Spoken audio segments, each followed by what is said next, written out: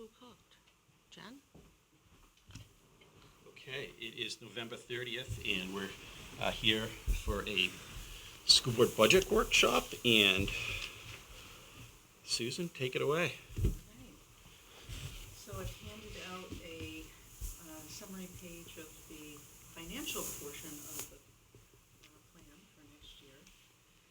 And I thought it would take some time to just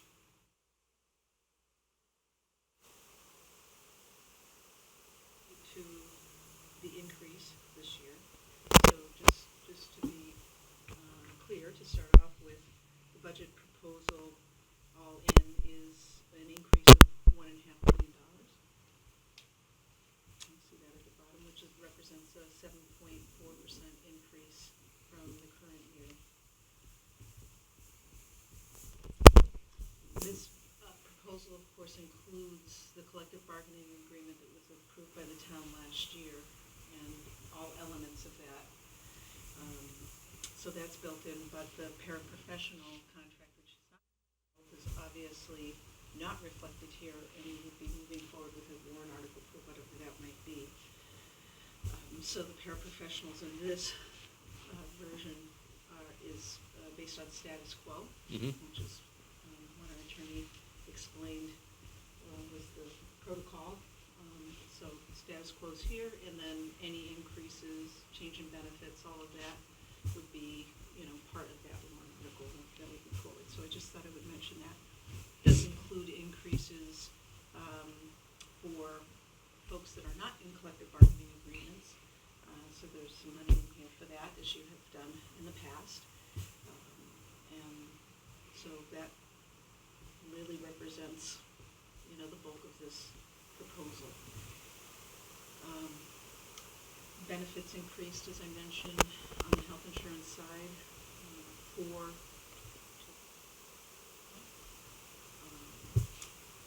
in this budget proposal captures all changes to plans. So for those staff that exited last year,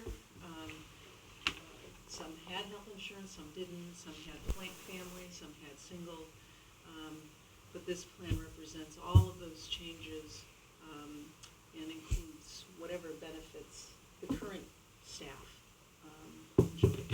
So, there's always changes, associated with that.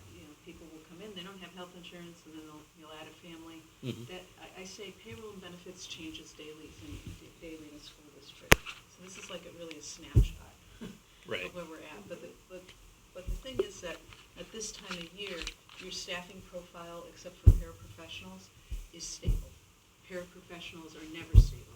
You change and this is not a Newmarket thing. This is an industry thing. Okay, mm-hmm. You have constant turnover of paraprofessionals throughout the year. You're almost always hiring. You've never been in a school district that hasn't been hiring paraprofessionals.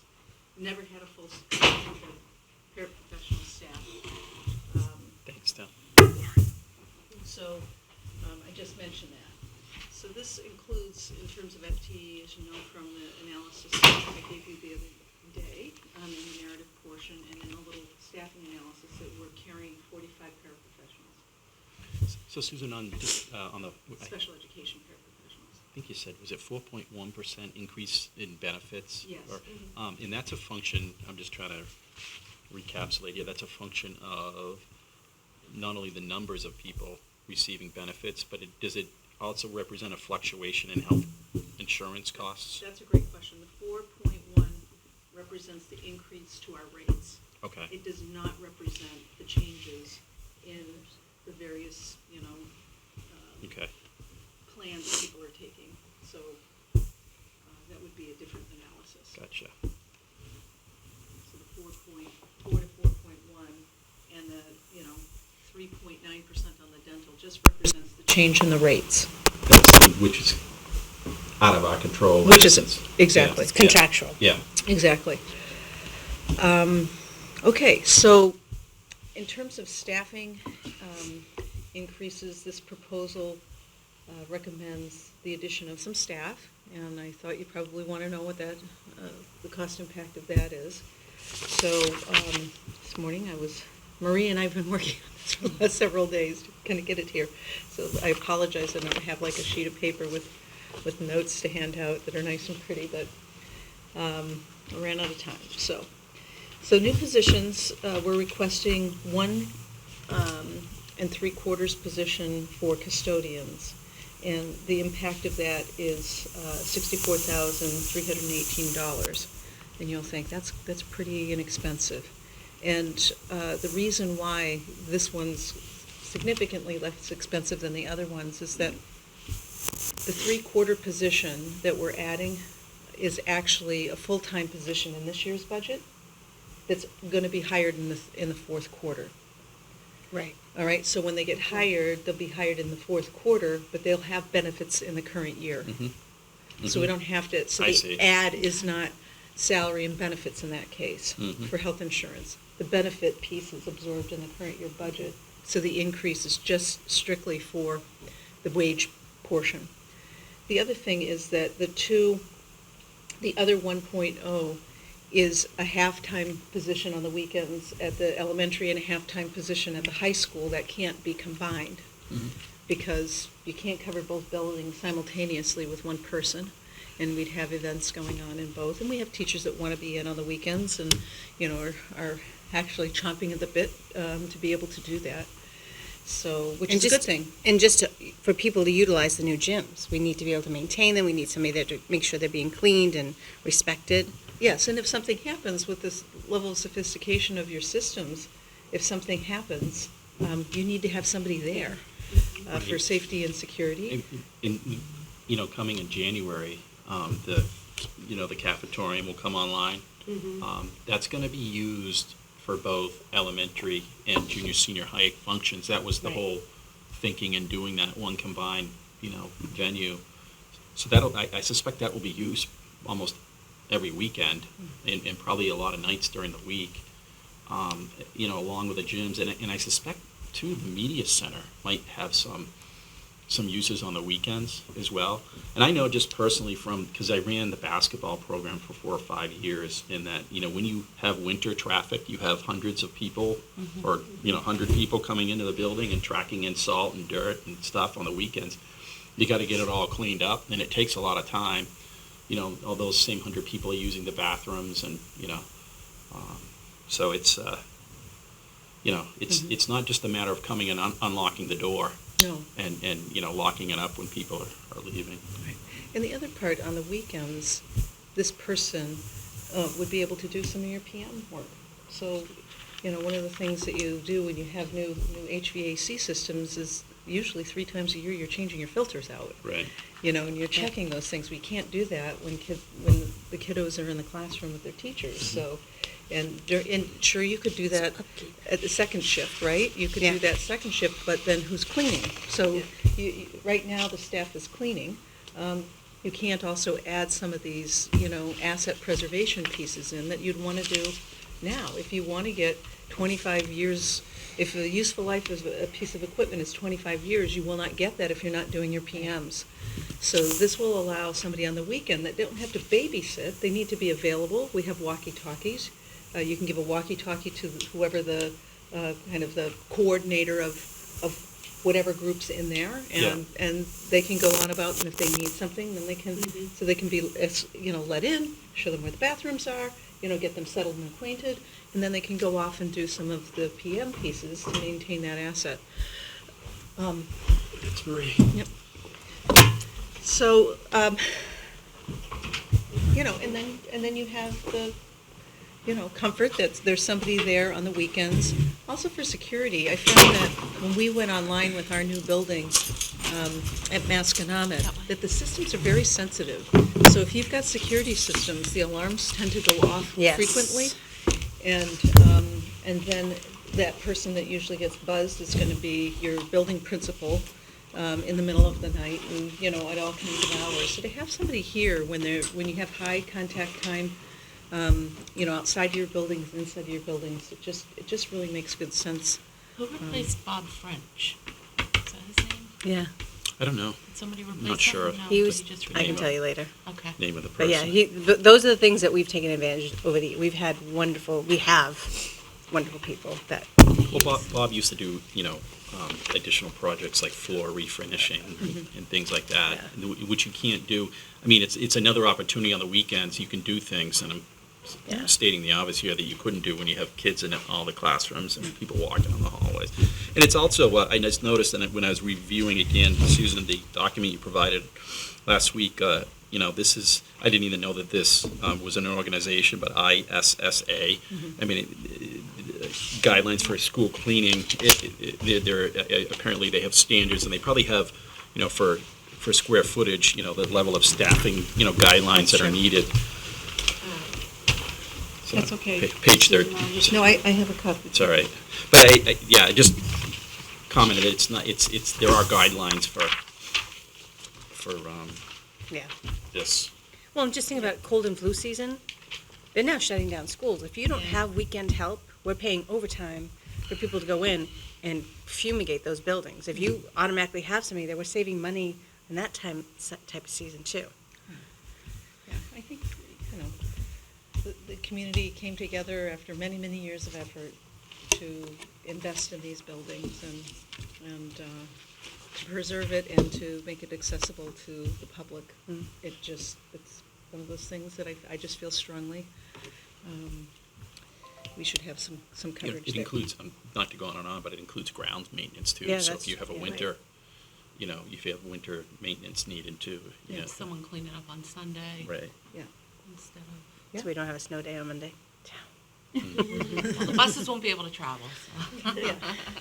But it's for 100 reasons, including liability. I think these are short, incremental investments that will. And we talked about it last year as well. I Did you? mean, this is not a big surprise. We knew with the increase of floor space, square footage, that we were going to have to. I will say the last 2 years we've talked about it, so. I can't go on and on.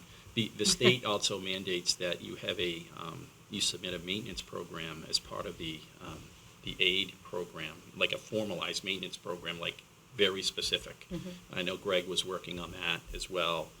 And it goes into things, that you have preventative maintenance programs, because when there was state aid, during the last few years of it, they added that as a,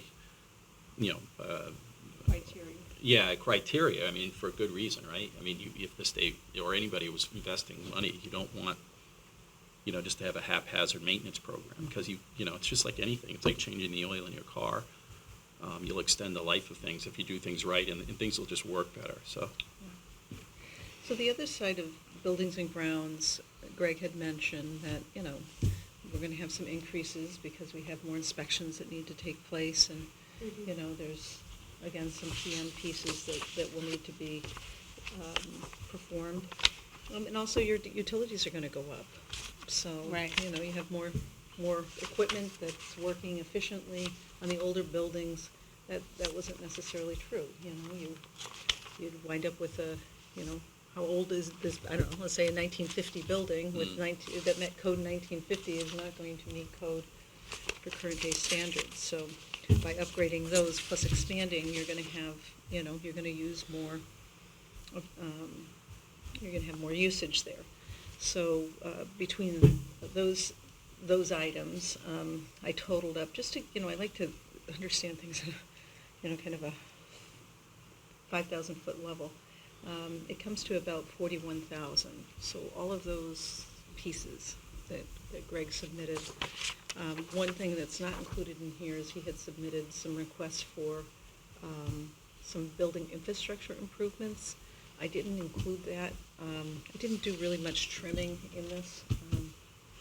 But I did cut that back, and the reason why is my understanding of how the CIP piece works, that if the sum total of a project is $50,000 or more, that kind of goes through a different process.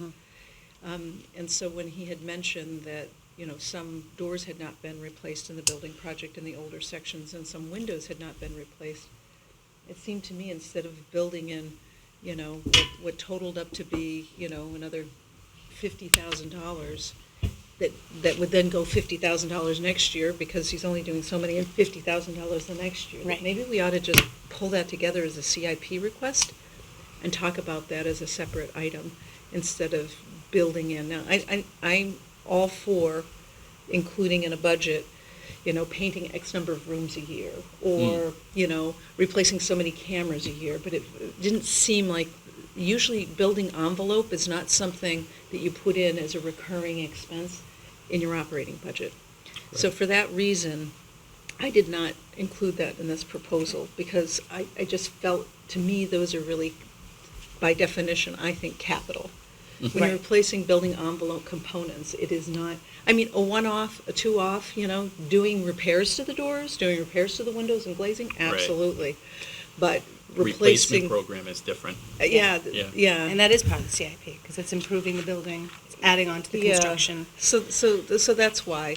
And unfortunately, I didn't have knowledge of that, in time for us to put that forward in the CIP process, but we know that now, and we'll have Greg put that together as a complete package, maybe a building envelope package that can be brought forth in two parts, doors and windows that did not get included. So I just wanted to mention that is not in this, that the 41,000 in non-salary items are for utilities, additional costs associated with utilities, and Inspections. operating, recurring, like operating costs to maintain your buildings year in and year out.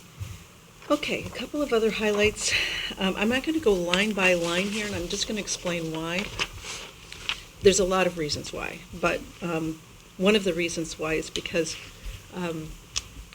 there's a chart. Does everybody know what a chart of accounts is? I'm sure maybe you've heard the term chart of accounts. Okay, so a chart of accounts in finance helps you, dictates how you categorize expenses and receipts that are coming in. And so that you can then, track information primarily for reporting purposes. So your chart of accounts is the coding system that you use to code every expense that comes in. And then it allows you to summarize like this. So for example, part of the chart of accounts is this what's called a function code, okay? So this information is sorted by a function code. But there are function codes that you use for reporting that have not been being used here. One of those is in the area of finance. I think it's called finance. Fiscal services. Fiscal services. So we're required to track fiscal service expenses for reporting purposes, but they were never tracked here. So some of what we're doing through Marie's leadership is we're trying to clean up things like your chart of accounts and how we're reporting them. In the end, there are I don't know, I'm going to say, and you could tell me it's less, but it feels like there's 1,000 accounts here. I could be wrong. It feels like to me when I look at it, it's You mean the numbers? the number of sub-accounts and sub-accounts and sub-accounts. Gotcha. And it's not necessary. So another example is that there were sub-accounts for things like life insurance. And life insurance was then in every single building, every single person's, but that's not really It's a how little confusing. It is confusing, and you don't need to do that. You track those in another function, okay, that's benefits. Okay, so Marie pulled all those things that should have been there into those so that we can start to follow, how much are we spending on these certain things that we have to report on. So as a result, we can go line by line, but certain things are coming out of there and over here, and it can get very, very confusing trying to follow what's really an increase and what's really an adjustment to make some modifications. So I just want to mention that. Well, you're on that one, not to get off track here, but on that fiscal services, it has an estimated of 401 for this coming fiscal year, and a proposed change, obviously, of the same, but a 0% change. I'm sorry. It doesn't calculate, it becomes a negative number. It What line is that? This is Sorry, I just have to look at- 2520. Yeah, it's zero because it's not Below looking, the there's middle. nothing the prior year, okay. so it skews the percentage, because it's looking to do a percentage of the prior year, so it's 100% increase. Because From zero. because that's one of the function codes that were added this year. So a lot of this information was originally in the 2320 line, which is 2320 is the Executive. executive administrative services. Mhm. So all the fiscal services was combined with the SAU. It is, it's part of the function, but it's been delineated. So in a nutshell, I mean, if somebody were tracking year over year, could they go back and put a percentage on this? It was in a different bucket until now, It was. okay? In a variety of different buckets Mhm. in that particular case. So one of the things, and Marie and I were looking at this yesterday as we were going through, is that I said, all right, I had just made a recommendation to consolidate positions there, and what's the salary impact of that? And I had told you, it'd be roughly the same, could be 10 more, 10 less, something in that neighborhood, maybe 15 more. So in here, it's about the salary piece increase for that shift we're making, is scheduled in here to be about $10,000. Again, we haven't done the market analysis piece. Right. But all of the rest of it, oh, and the other part that's built into that number, and this is important too, is this year you, trying to think of the word you used, the shared services was, what was the word? Whatever. What's the Is idea? no longer in place. Right. Whatever Right, term yes. you used. Shared services. Yeah, okay, so this represents a full-time BA, where that was part-time before. Yeah. But that's in this Okay. year's budget. That's under fiscal services, Right. so it's those two pieces. Are these other benefits a similar situation? Yes, Okay, exactly. So it's a code that wasn't previously used, so that's why it looks like there's all of a sudden a 100% increase, but it's really, it Taken- was in different places before. Yeah, and Which might be reflected in decreases on it the. would be in the detail part, remember I said you got like 1,000 little sub-accounts and everything? It is reflected in those, decreases there. So when you're looking at the increase, for example, on regular education is 460,000, that's not, it's true, but it excludes Life, disability, unemployment. the stuff that's under Yeah. other benefits. It's been reallocated. In different or places. Yeah, repositioned. And this is Okay. is this part of the audit too, that both of you discovered that maybe this would make it easier to keep track of that stuff?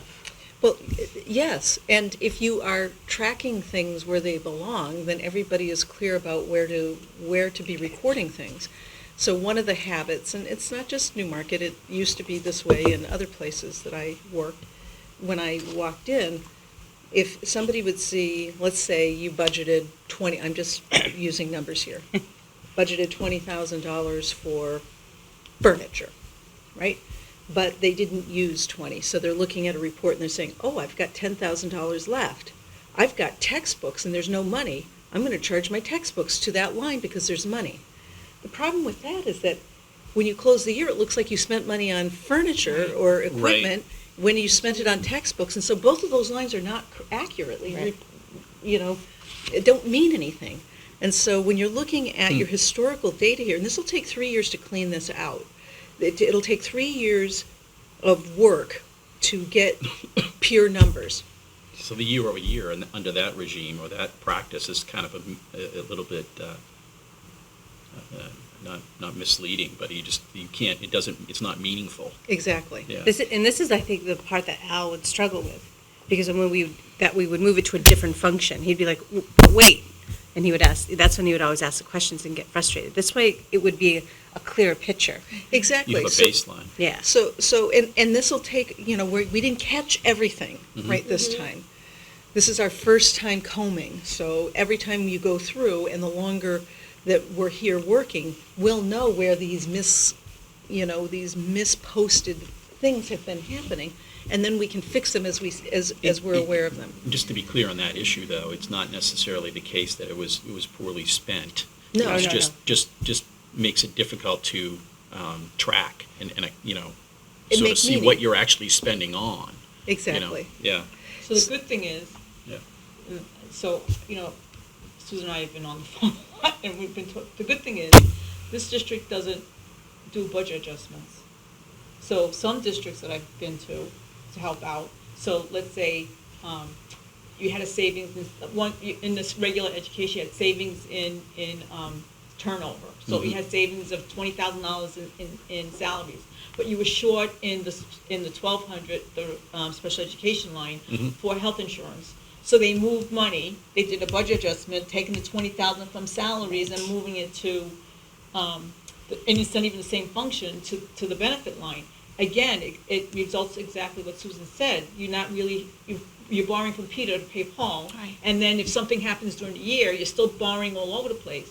So I don't know if this ever happened here, but right now, it didn't happen recently. So I said the good thing is that even though we're finding things, I haven't seen it. I don't know if it happened during the year that we're not aware of, that they borrowed from Peter to pay Paul in different lines. That's another thing that we shouldn't be doing, so that we could actually budget for actual costs that we're incurring during that year. So it's going to take a couple of years to get ourselves, but once you do, right, then your numbers are meaningful.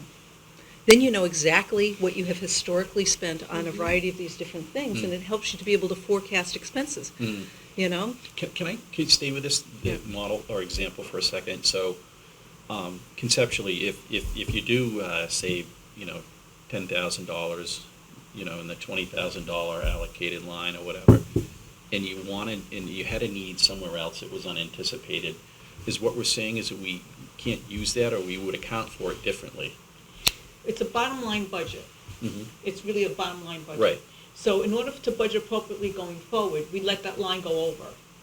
And we wouldn't spend the line that we had the savings on, we just wouldn't be moving the money. So Gotcha. next year when we budget, we say, oh, we were short $20,000 in this line. Gotcha. We should have budgeted appropriately for Alright. it, but we had savings in this line, so we could reduce that line. And the net effect is the same, but it's just how it's being You have meaningful allocated. data. That's Exactly. correct. Yeah. So that when I give you, remember that report I gave you a month ago? And it kind of looked like this. Yes. And I said, well, there's some up and some down, and that's okay. That's okay, because you really want to see where you're running over, right? In other words, if we have a terrible snow year, and that buildings and grounds is over, well, that's meaningful. If you start moving money all over the place, then you lose that. I don't understand why you do that in any event. It's just more work, isn't it? Well, I agree. there can be times, like on a target, there's times that might be appropriate, but on a broader scale, like I would never, ever transfer money on a salary line, ever. It gets so confusing Right. that you can never track it. Once you start moving money around in your salary lines, you will never know where you're at. It's really difficult to track Yeah, this, because salary and benefits changes daily, just like special education. So you want to be able to be capturing that. A time that I can say, that you could do that is on a micro scale. So if you are giving authority to your building administrators to manage within their operating budget, and they save money on textbooks, but the cost of freight was excluded from the furniture piece, to allow them to make a little transfer so that they don't keep spending the money and over again, maybe you'd want to do that. But aside from that, what Marie and I are talking about, you just don't want to, because you're trying to capture what's really happening. You have a plan, and according to the plan, how are you tracking? And if you're up or down, why? Right. And that's through footnotes, explanations and footnotes.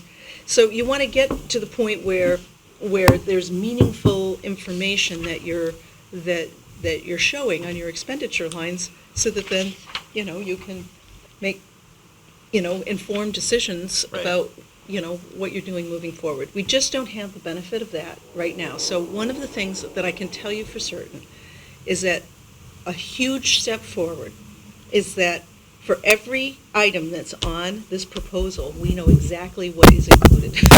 It ties to lines. The current year budget does not. Okay, it does not. And so that has been part of the reason why it's been so painful to try to understand and grasp where we're at this year and build a budget from that. Because if we can't total up the total salaries in the high school, and it equals a total salary line in whatever fashion in your accounting system, then what is included and what isn't included? What was the plan? Right. What was the plan? If we can find out what the plan is, then we can manage from the plan. But if this isn't solid, then you don't know what you're tracking from. And that's why this year is unsettling, and why it's so challenging. We can look at the total salary impact, and I can say, okay, I'm up or down total, but I can't tell you by line. So we'll suffer through this year, and what we're trying to make sure is that as we are coding things and paying the expenses, that as we catch these things, that we're getting them coded properly, so that when we close this year, it'll be much closer to reality. Mhm. We won't capture it all this year because we're 6 months into the year now. Right. And we didn't know the degree to which these, we'll say. Allocations were done.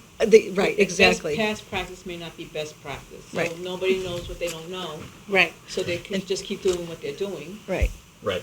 until they're made given aware. a different pathway, I guess. Right. Okay. So, I know that doesn't bring you comfort, but maybe what does bring you comfort is that we know exactly what is in this proposal and how much it costs. That brings me comfort. It actually brings absolutely. me comfort, because Yeah. when we have those, we'll be able to answer those questions instead of saying, well, remember back in March when we transferred this amount of money over to here, and then we're expected to remember this, trying to You were explain. doing that? I'm not sure. Oh, I don't know. I'm trying to, we've been Yeah. delving down into Well, this. you would have, look, everybody's trying to do the best they could, Yes. but Yeah. quarterly, we'd have check-ins. But how meaningful were the check-ins if things are getting moved around? I mean, how do we Right. know? I don't know if it was. Yeah. I don't Yeah. take what I said as Yeah. being that's what was happening. I'm just giving you an example of what Yeah. happened in other districts. Well, I didn't I know, see it here. I know for a fact that things, if they had money in a certain line, that they would charge that line, whether that was Oh, I the didn't appropriate, know. I know that, because I've stopped it this year. So they were doing that. I wouldn't have to stop it if it wasn't happening. Right. Thank you. Now, I don't know how the transfer part has happened, because I haven't lived through that yet, but we'll figure Next it out. year, this should be a lot clearer.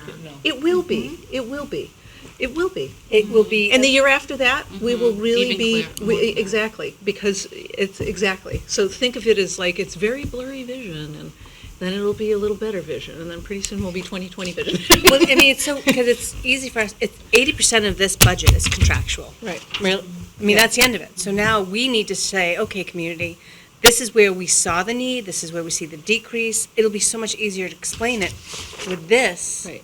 than with 20 pages of this. Well, I'll tell you another thing we'll be able to do next year, because we know what exactly what this proposal is, tied to people, their benefits, and everything like that, because we know to the penny. Okay.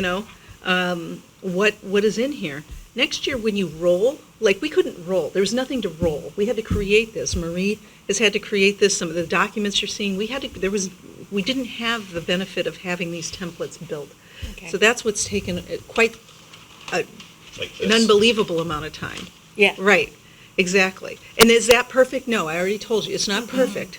And the thing Marie and I have been going back and forth on is, okay, how are people charged? I said, no, I'll say, no, I know for a fact we have this many OT. Is that many OT charged? So we were going, did we catch everything? Probably not, but I would say we did. We're 90%, I would say, wouldn't you?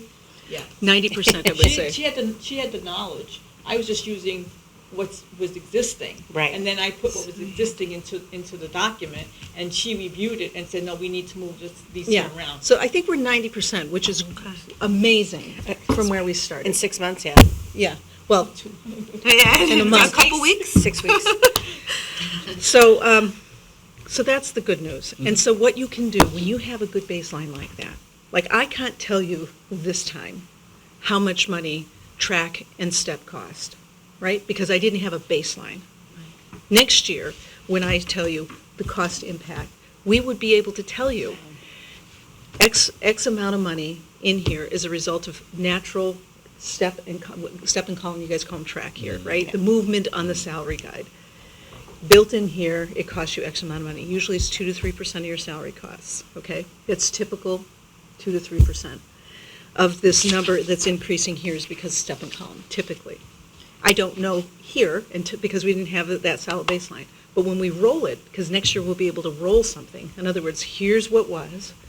Now let's say, take it to the next iteration. If we know how much money we spent on salary for Mary Smith, and Mary Smith next year is going up to this, and we know that they're getting a 3% increase, and you take the 3%, exactly, you take the 3% increase out, then the remaining part of that is, lo and behold, your step and track change. But that starts to give you a lot of great data. Yeah. So you know what your breathing costs are. What does it cost just to breathe? We don't do anything next year. Our breathing costs to open the doors next year is X. That's powerful. When you go into negotiations, when you have a good understanding of those things, you can really make some informed decisions. Wow. But it's going to take us a little bit to get there, but this is why. And we have to start here. So we're just starting here. Well, the good news is we have a couple of years to get to that space before Yeah. we have to do the next CBA, right? Right. So we'll know when we go into the next round of negotiations what we're spending where. It's a little blurry right now. Yeah. Because of how the tracking pieces are done. But you'd be able to then go and you'd see 3 years' worth of costs, and for these other benefits, you'd know how much you spent. So if you make a change to life insurance, you know what the base that you're making the decision on. So if you changed your contribution ratio, you wouldn't have to go and dig. It wouldn't be so painful to try to figure out. I have a question, but Jen, have one first. I do, as a newbie. So as Elizabeth said, 80% is contractual. So I've highlighted some places where I think that's what you're talking about, but I just wanted to make sure that I do. And I'm thinking it's in the first two lines, regular education and special education. Yeah. No, it's not. Okay. It's all over. Well, I'm not finished yet. Okay. Oh, That's the preface. Yeah. But so in these new codes, Yeah. and it's in the new codes as well. Mhm.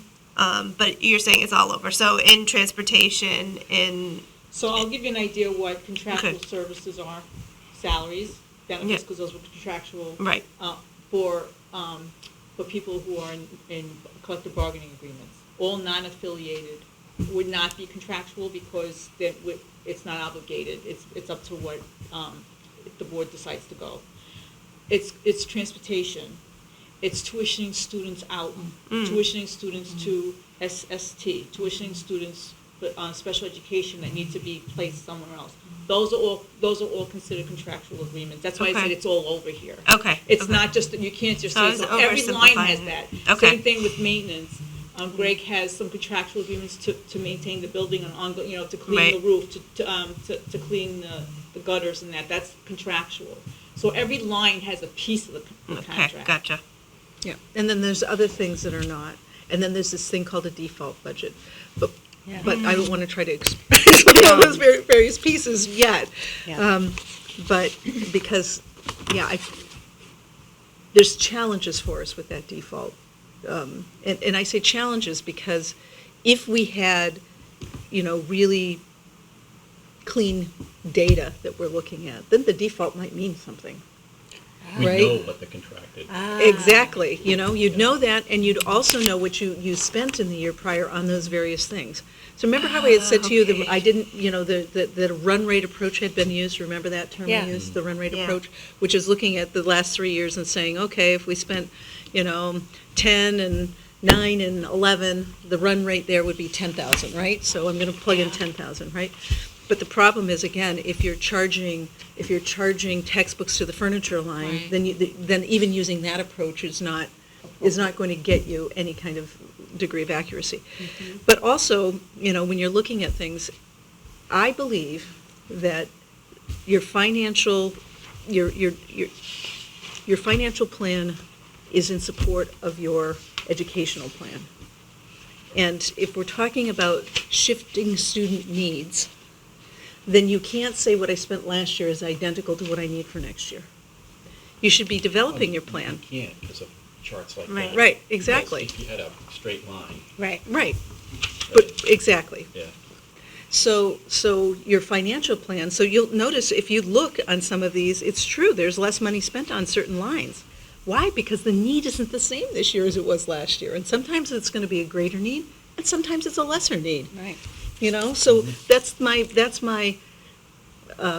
that's a reason why I'm not particularly enamored with this idea of a default budget, right? Because when it applies to schools, it's as if to say, we always need more when you don't always need more. But you're almost hedging to have to present that way because you don't want to lose something. Because my understanding of the default is if you've got, let's say, 10,000 on your furniture line, that it's kind of like status quo, right? Right? But if I had 10,000 on my furniture line, but I only need 5,000, I almost get penalized, if you say so, because of this default thing. Anyways, and this is my limited knowledge of how this whole default You got it, budget. you're on target though. Yeah. You got it. So to me, it's just does not mirror any kind of best practice for financial management. I'm not saying that it's not the appropriate way to do it here, but if you, on a broader sense of financial management, it's just not, is not in alignment with good You best actually practice. have people who vote for the default budget. Like, when we go through this, and to me, if we can explain to them, we've tried to. This is what happens when you vote if you don't vote for this budget, we do default, this is what happens. You're actually going to have paper to show them, this is what the default budget is, and this is what will happen to our school if you vote this way. Yeah, but sometimes what I'm saying is that, so vote the default budget. You're going to give me more money in some areas than I need, and Right. less money in other areas than I need. So it doesn't make any sense to me. Okay. Why would you do that? I don't know. To me, that doesn't make any sense. But again, it makes sense to somebody, just doesn't to me. It makes sense to people who want to give more money to the default lately at least has been more than the proposed. Not the last 2 years. Not the last 2 years? Oh, okay. I thought, so I'm thinking back farther. Yes. Yeah, it used to be more. But Yeah. now, maybe it was the last They year. changed the laws on Yes. default too, I was told. That's So the maybe difference. that's- Oh, okay. So now you can't put, I'd have to go back into remembering, but something about contractual, we can't include that in there. And it might have been the CBA? I don't You remember. have to do the CBA, because Yeah. the community voted on that when they voted contracting, they vote for the number of years. So that's a given that's part of the Yeah. default. I can't remember what it was, but yeah, something to do with those laws. Mm-hmm. Anyways, So, I just have a question, and Yes, it's just because please. I'm new. I mean, I understand Me this, but, so a budget includes, so you have 10 teachers, and they all are contracted to make $10,000. So you have that, and that's in here. yes. So what if one teacher was just supposed to leave, or was gonna leave, let's say halfway through? Do you keep her that? In, yes. Do you keep that in? And then what would you do for a long-term sub to replace that? That's a great question. So one is how do you budget, and the other is how do you manage the budget as you move through. So your budget this is representing a point in time, right? So the staffing that's included in here is what I know right now. Right, okay. Okay? This isn't going to be what happens. Right, okay. And so, like I said, what's going to happen is that we're going to open the school year next year, Right. and they're probably given you patterns, right? We're going to have, let's say, I'm improving, and you have an 18% turnover ratio instead of a 20% turnover ratio. So I'm looking for 15%. I'd like to have no turnover ratio, but unless it's our choosing. But that means that there's going to be variation. And what we want to be able to do is track that. So that I know that I have a teacher that goes out for child rearing leave for the year that right now I didn't know about. They Right. didn't either. Right. Now we know that we still have to hold, contractually, we still have to hold her position, or Right. his position. But we'll replace that with somebody. And that will make, like, that line will stay the same, and then, like, maybe a long-term sub-line or a different line will increase? Well, what will happen is that Is on there a that line? line, there isn't a separate line for that, right? It's all under regular It's on education. regular ed. So what will happen is that then, let's say I present this to you, or Marie presents this to you at the end of the first quarter, and you see, you'll see a variation. So we'll start off with, let's say, 460,000, right? That's what we started with, so that'll be our first column. And the next one will be how much do we think we're going to spend between now and the end of the year, and then you're going to have a variance. That variance is going to tell us, is going to And capture the somewhere behind the difference. scenes, there is a line as to why. Yeah. And then we will give you a Okay. note, a footnote that Okay, explains alright. to you, We have four we had people. 4 long-term subs. Okay. You know, we had Good breakage, question. it's called breakage, and that's the difference between what you're paying and what you budgeted. Okay. So if somebody left and went someplace else, and they were at $70,000 when they left, and we hired a new teacher at 40,000, then the breakage would be, if it's 70 and 40, Right. then the breakage is 30. On the other hand, you could have had somebody that left that was at 70 and had no benefits, and somebody that comes in as 40 with benefits in the family plan, And they're no close. breakage. Right, right. Right. In the end, no breakage. Okay. And so that variation, that's why this becomes so important. If you don't know, if you don't have that baseline, how do you really know the variation? So in some and why? districts, they would have taken that extra, would they have taken that extra money from that teacher that left and used it somewhere else? They can't because it's contractual. Okay, I got it. So there can be other ways. So you might make, so we did some reorganizations this year, right? That were really restructuring positions. We did this recently, we did this with the guidance and office, if you remember. So when we do a restructure like that, then those are permanent changes to positions. So we eliminated this position, that's gone, and we created different positions. Okay, so that's different than holding a position that's just Right. going to be replaced by somebody because they're coming in. So restructure means that you're completely likely eliminating something and replacing that with something else. And so the model we had in the business office had 4 people. I'm saying 4 support staff, some part-time, some full-time, some, right? But we know that the role clarity piece, had to be addressed because of what we heard in our audit, lack of segregation of duties, some of the issues we're talking about here. We know we didn't have clarity around who was doing what portions of the HR function, where those lines were drawn. And so by restructuring, we're able to say, okay, who's on first, who's doing what, and how does this make the most sense so that we can efficiently, effectively get the work done here and provide you with quality, timely information to make decisions. So that's an example of where we do that. That will be true. Now, some of these efforts that we're putting into place now,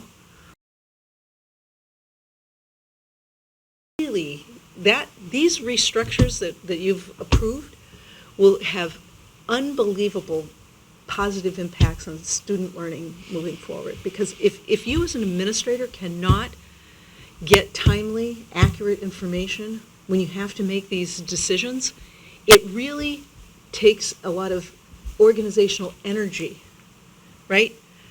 That prevents you from keeping your focus on teaching and learning. I mean, I have not been able to do what I wanted to do here because I'm your HR person. I'm filling in on your BA side. I'm doing assistant superintendent work, and I don't have time to do the superintendent piece, right? And there's a price that we pay. I mean, if I don't do those other things, there's other prices we pay. But do you want your chief executive officer to be doing clerical work? Right. Is that what you want? Is that what you want your BA to be doing, clerical work? Or do you want them to be forecasting information, be in negotiations, costing out proposals, doing the higher level work? When we have challenges that we're faced with, be able to use your intellectual capital to come to bear on problem solving. If you have the appropriate staff and quality people, I'm going to tell you, you will pay less money. You will pay less money for your services in the end. When you start, by this model of the business model we just put in, when we start doing centralized purchasing, which is part of that program there, the amount of money you're going to be able to save and the quality of product you're going to get is exponentially greater than what you're doing now. So some of these things, these are targeted investments towards our future so that we're able to get these critical, functions done. If, we ran into this, I'll give you an example.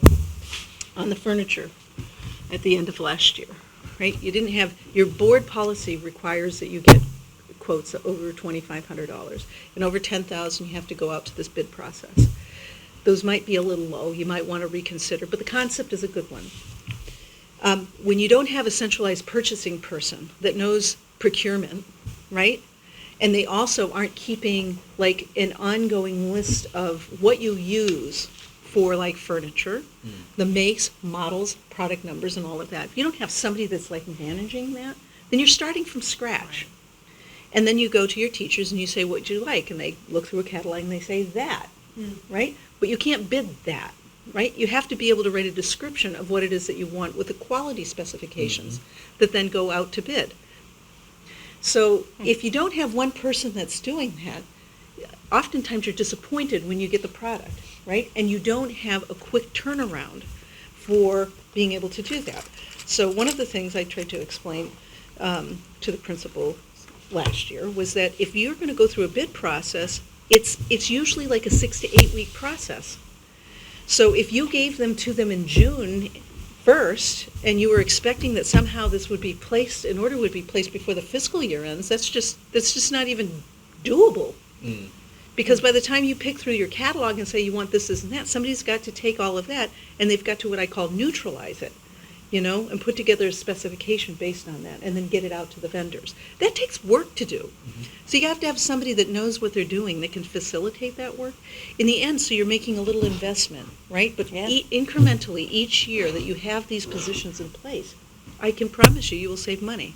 I always said that I never cost one school district a dime. I saved them millions of dollars over the course of time by putting good systems and structures in place that actually support the educational programs there.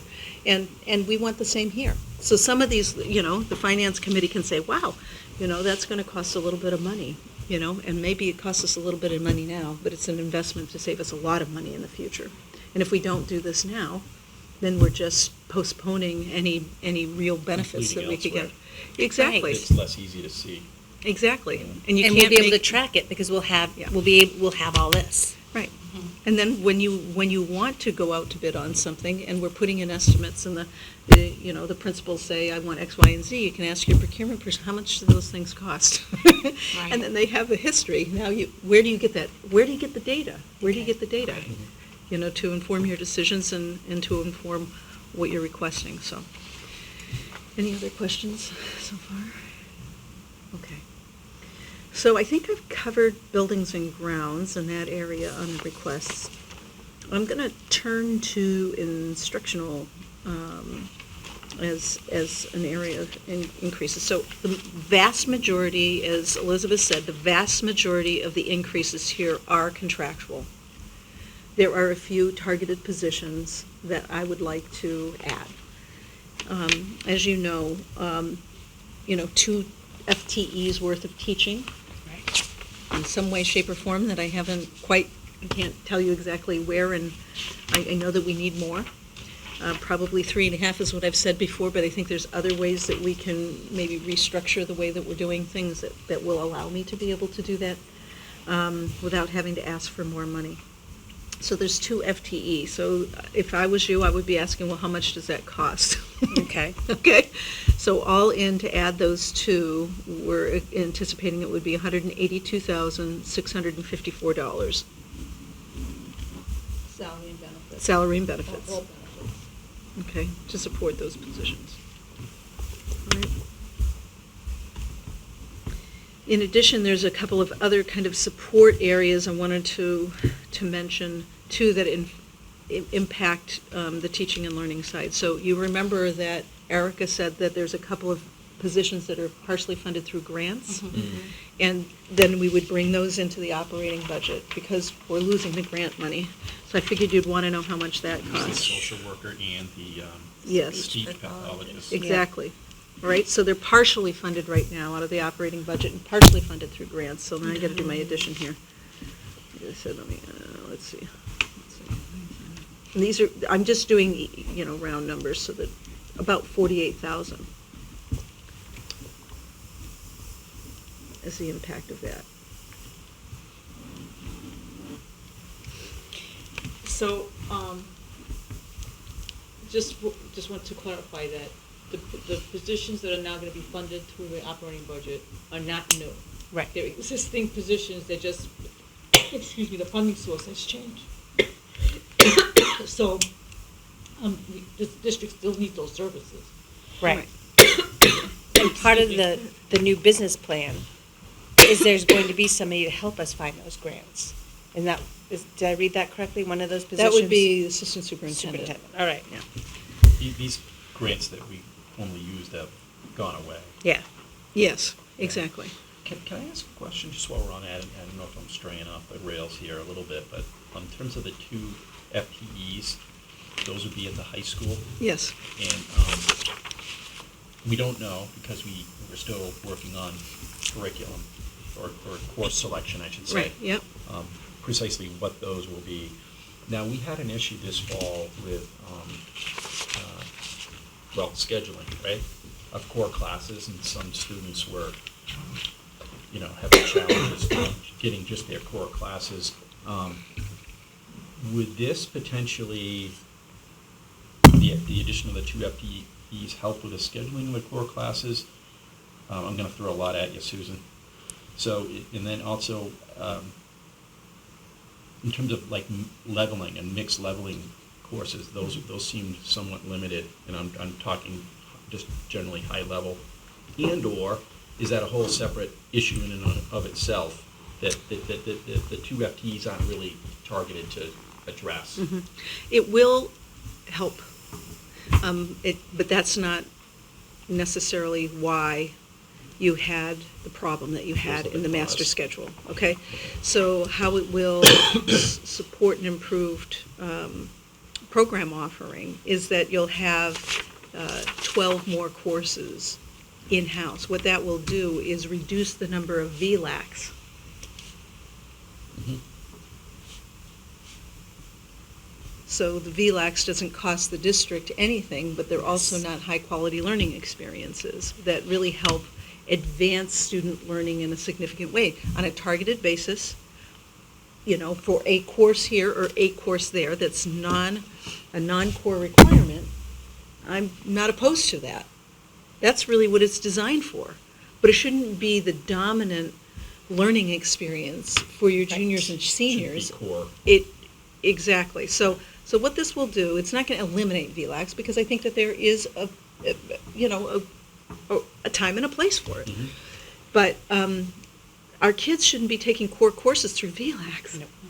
And our elective program should be broad enough that kids, like right now, there's students that take Art 1 3 times. Art 1 3 times.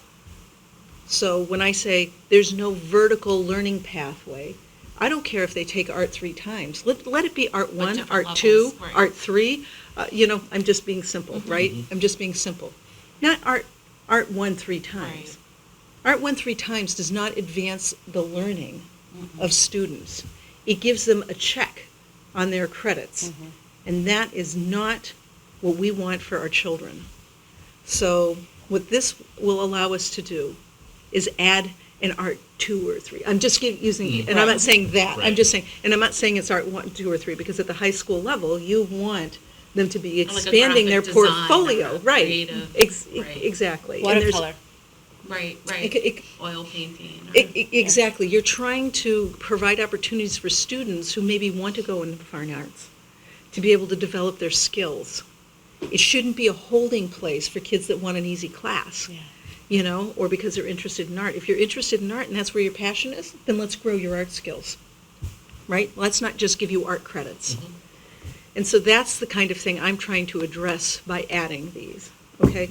Will it help in terms of the master schedule? In a sense, Right. that there'll be more offerings, but the master schedule problem is not directly related to me adding staff.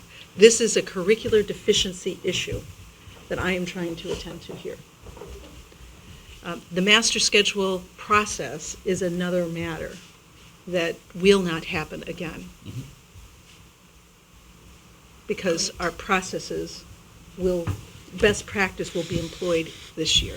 This is probably looking way off in the future, but is there a software program that you put in all the students and the graduating credits and what's required to graduate, and Yes. it looks at it and says, okay, It helps you run a master schedule. So what happens, this is the way the process works in high schools across America.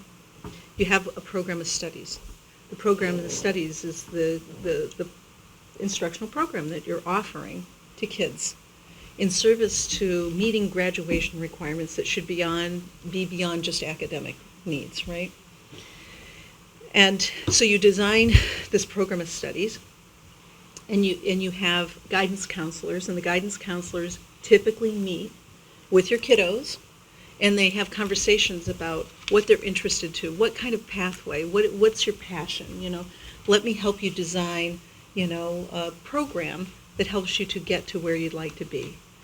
And so, based on that, you need to have courses that are offered so the kiddo can have the pathway to where they want to be. That's your program of studies. Okay, so your program of studies are what you're offering in order to get kids there. And it is, in fact, your core curriculum, in other words. The master scheduling piece is the process by which, okay, we advertise these wonderful things. They meet with guidance counselors, and teachers can make recommendations saying, they could go through, they're at a place where they would benefit from going to, let's say, an EP course, but also they might say, they haven't really acquired the competencies, yet, and so maybe an honors course. And I don't like trackings, but I'm going to use these terms because they're commonly understood terms. So honors would be appropriate given their skill development level. There should be never any, none of these are prizes, right? None of it has to do with necessarily intellect of students. AP courses are designed in probably the most archaic curriculum that I've ever seen. And it really is designed for kids who do well in a very traditional model of learning. And if you can memorize and read and consume a lot of information, and you are a good test taker, then you're going to probably do pretty well in AP. It really doesn't have, contrary to, what the general public believes, right? AP does not equal, intellectual, cachet. It is a way of sifting and sorting students. And it's an easy metrics for higher ed to be able to use to sift and sort. Because if you're at an Ivy League school and you have 10,000 seats and you've got 100,000 applicants, you can't go by portfolio. You've got to cut off somewhere using easy metrics.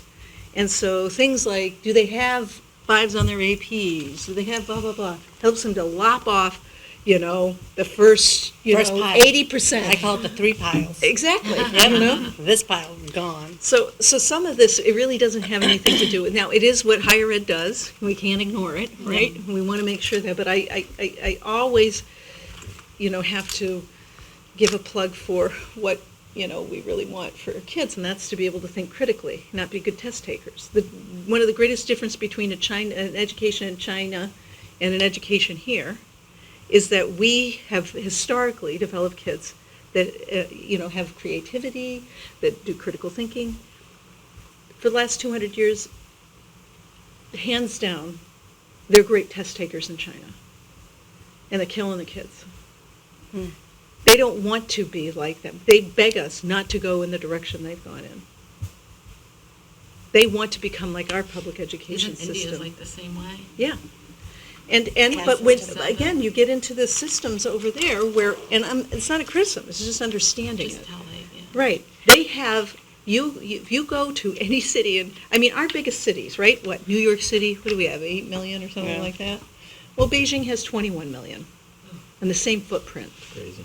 Yeah. And so if you have 21 million, right, and you have to do the sifting and sorting, you have to pick a metrics. The easiest metrics you can pick is test scores. Do you see what I'm saying? It has nothing to do.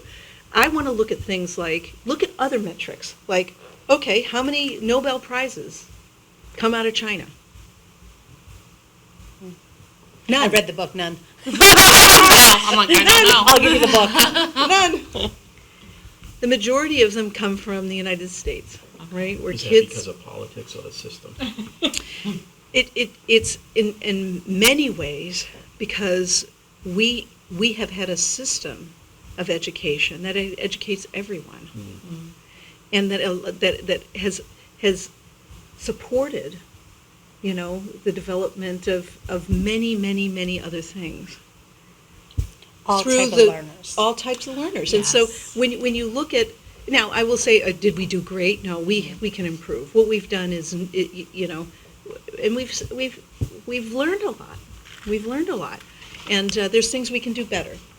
But I don't want to throw the baby out with the bathwater here, because the metrics we're using on a grand scale across the world does not really tell you the whole story. So if you're going to look at Chinese scores, understand that not everybody's entitled to high school education. You have to pass an entrance exam to get into high school Oh, there. my. They do not teach their students with special needs.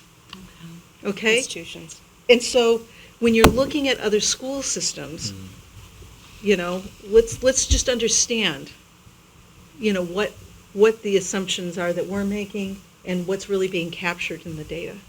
I will say this, I will take our top 25% and put it against China's top 25% any day of the year. I did an analysis when I was we had a lot of private schools in the area where I worked in my last school district, and they have entrance exams. So you have to, there's not everybody who comes in is just embraced and welcome. And so I looked at the SAT scores for them, which represented, again, the top 30%, you know, in our schools. And I compared their SAT scores to our top 30, and we blew them away. But when you have to take our SATs and you include the whole population of the high school, right, every student, then it's going to drop yours down. Right. So when you're looking at that, you have to understand what underpins the numbers in order to know and make meaningful decisions. And that's why you can see I'm really, when it comes to data, I'm a purist. Well, you can be really smart and a bad test taker. Yes. Exactly. You look at some of the most profound thinkers that have made the greatest innovations in our country, and they had to drop out of Right. school in order to succeed. Right. That's what I want to try to avoid. How do we find ways to embrace all learners here? Right. And the ones that aren't good test takers, but are brilliant, how much benefit do the other kids that are great test takers get from having that brilliant person in there that's thinking outside of the box, that's pushing people's thought processes? We want them here. We want them loving learning again. All right, so. Sorry, get off on these tangents here. No. Just No, to no. talk about education. Why is it- Don't apologize for that. Well, I mean, I'll Never share this with you guys. apologize So, you know, we had Thanksgiving, and I have mine, the one that's graduated from college, one that's in college, the one that's looking at colleges. And that middle child, my middle child, who's a classic middle child, His name is Cameron, right? his name is Cameron, said to me, I can't tell you the difference I have in college. I wish I had this back then. Exactly. He goes, I wouldn't be in business. I would be in science. And he's saying this to me, and I'm thinking, and of course that's why I'm here. I want to improve the education of Newmarket. And it's so frustrating to hear him say that. But he's not a good test taker. You know, he goes in and he listens and he puts it in his way, and it's sat in the back of his head. Now in college, he's flying. It's just so frustrating. So basically what you're saying is we want to take those kids and make sure they get every chance they have. They don't have to take the test. They don't have to take AP to be successful. We're going to make them successful with who they are. Or ask them how they understand another method Yeah. instead of a test. And there's ways of doing that. And that's not to say that all children shouldn't know how to read, write. Right. Literacy and numeracy are the currency to a better life. It just is. You have to know how to read, you know? I mean, otherwise you're going to be signing contracts the rest of your life that are, you know. Well, in Not- cursive, I have kids that I work with who can't read cursive. Even though we don't teach That's cursive, familiar. that generation won't have cursive. They have adults in their lives that do everything in cursive, and these kids can't read cursive. So there's a lot of things. I'm not saying, like I said, it's not throw the baby out with the bathwater. Right. I think it's and both. And both. We can do this. We really can. And so when we get to talking about an assistant superintendent position, we need to make some shifts in education. Oh, And- but you were talking about Oh, master schedule? Yes. Want me to yeah, finish that one? Yes, Before I went to the next, Yes. go to the next one? yeah, if you don't mind. Because I want to hear. I mean, it was a real problem. Very It was, big and it touched, I think, everybody. Absolutely I think, everybody. and it to still some is. kids much more so than others, but it was a real Yes. problem. So I think Yeah. everybody would like to understand Huge better. what should be? I Yes. can't explain exactly. That's okay. Is we this wanna the know first year that moving forward. happened? Yeah. I don't remember. It's the first year it happened. Okay. So once you have your program of studies, then that's your advertisement, your bulletin board, right? Okay, so kids start to look at that. They know what they're what direction they want to go in, or they know, hey, I really enjoyed that class in economics. Who knew? Yeah. You know, and so I would like to I would like to take economics too. So there's this planning piece, and usually parents are involved in that a little bit because, of course, we have a little bit more experience. Try not to be overly influential, but to help guide. But they also have a guidance counselor that is supposed to help them, and teachers to help them. Okay, so you have your program of studies. Then you go through this course selection process. Now, not every course in high school do you offer every year. This is why you have to have a plan for the kids. All right, and so. As the smaller you are, the more strategic you have to be in order to do that. So what you don't want to be doing is running AP Chem and AP Physics in the same year if you're offering both, right? Or AP Bio and AP Chem, because they compete with one another. And the number of kids in a school this small that would be actually taking those courses is a much more finite population. So if you're offering 2 or 3 AP Science, then you're going to wind up with 2 here, 3 here, 5 there, and it's not really viable numbers to be able to run a rich AP course, right? Right. So what you want to be doing is saying, okay, this year, year 3, we're going to offer AP Bio. Year 4, we're going to offer AP Chem. So let's say we'd have 2 AP courses. You wouldn't run them in the same year. So when you publish your program of studies, you say odd or even. Odd years we're doing AP, so that you're capturing instead of 3 over here and 5. Now you have 8. You have 8 that get to take the AP, and you have a viable. Now that's 1 teacher instead of 2. Do you see what I'm saying? Right. And so by running your course selection process and managing your program of studies, you will get sufficient number of students to run a course. So there is an interrelationship between managing your program of studies. But your master schedule piece is really about, okay, so here we're offering, these are the ones we're offering in even years, these are the odd years. Some things will be run every year, like your English 1s and 2s and 3s. And again, they might be titled differently, but just for simplistic, demonstration, English 1 and 2 and 3. You'd offer that every year. Right. You're not going to alternate that. They have to have 4 years of English. You've got to Right. write, you have to, give them 4 years of Automatic, English. everybody has to have an English class. Exactly. On the board. Right, exactly. And so now the kiddos come and they're going to select what courses they want, and it's based on their learning plan.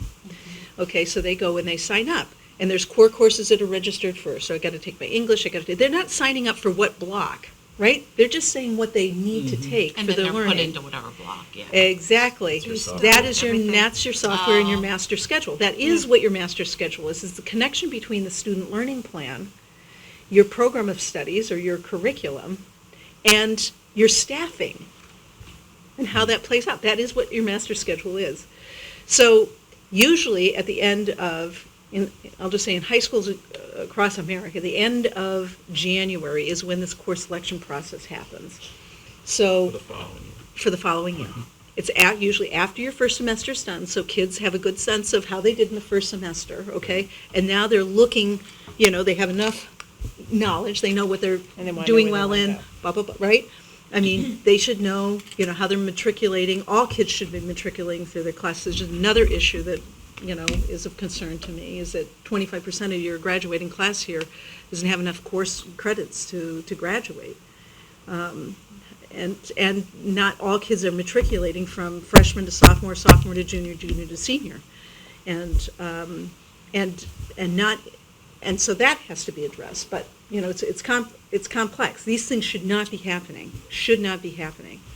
But some of these ways that we will be doing things different, will help. And I'll explain more about that probably at our next meeting.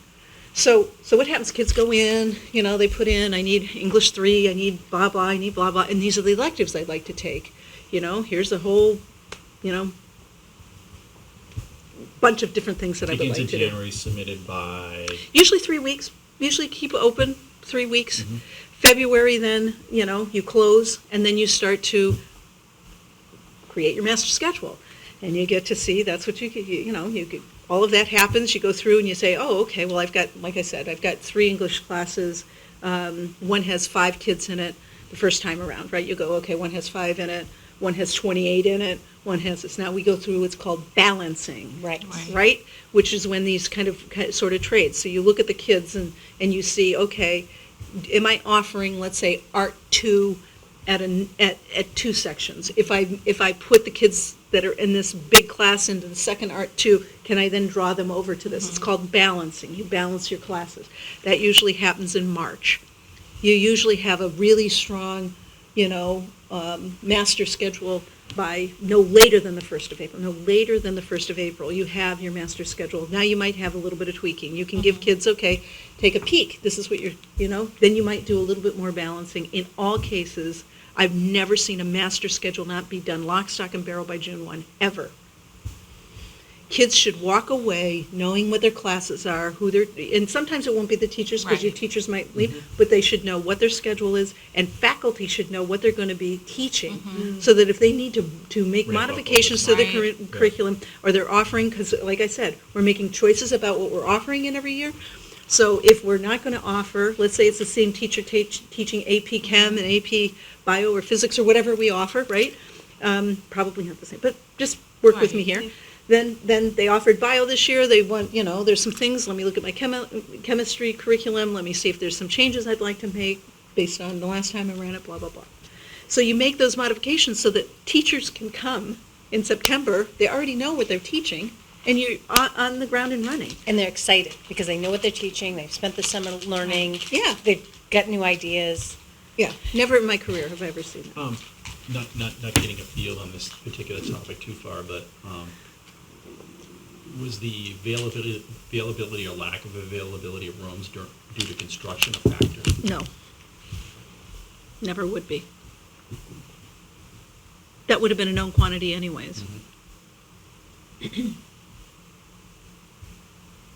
Where, you don't have to know what your classroom numbers are to create a master schedule. What you do need is when the school year opens, you need to connect your classrooms, so kids know when you're giving them their final one before they walk in the door, right?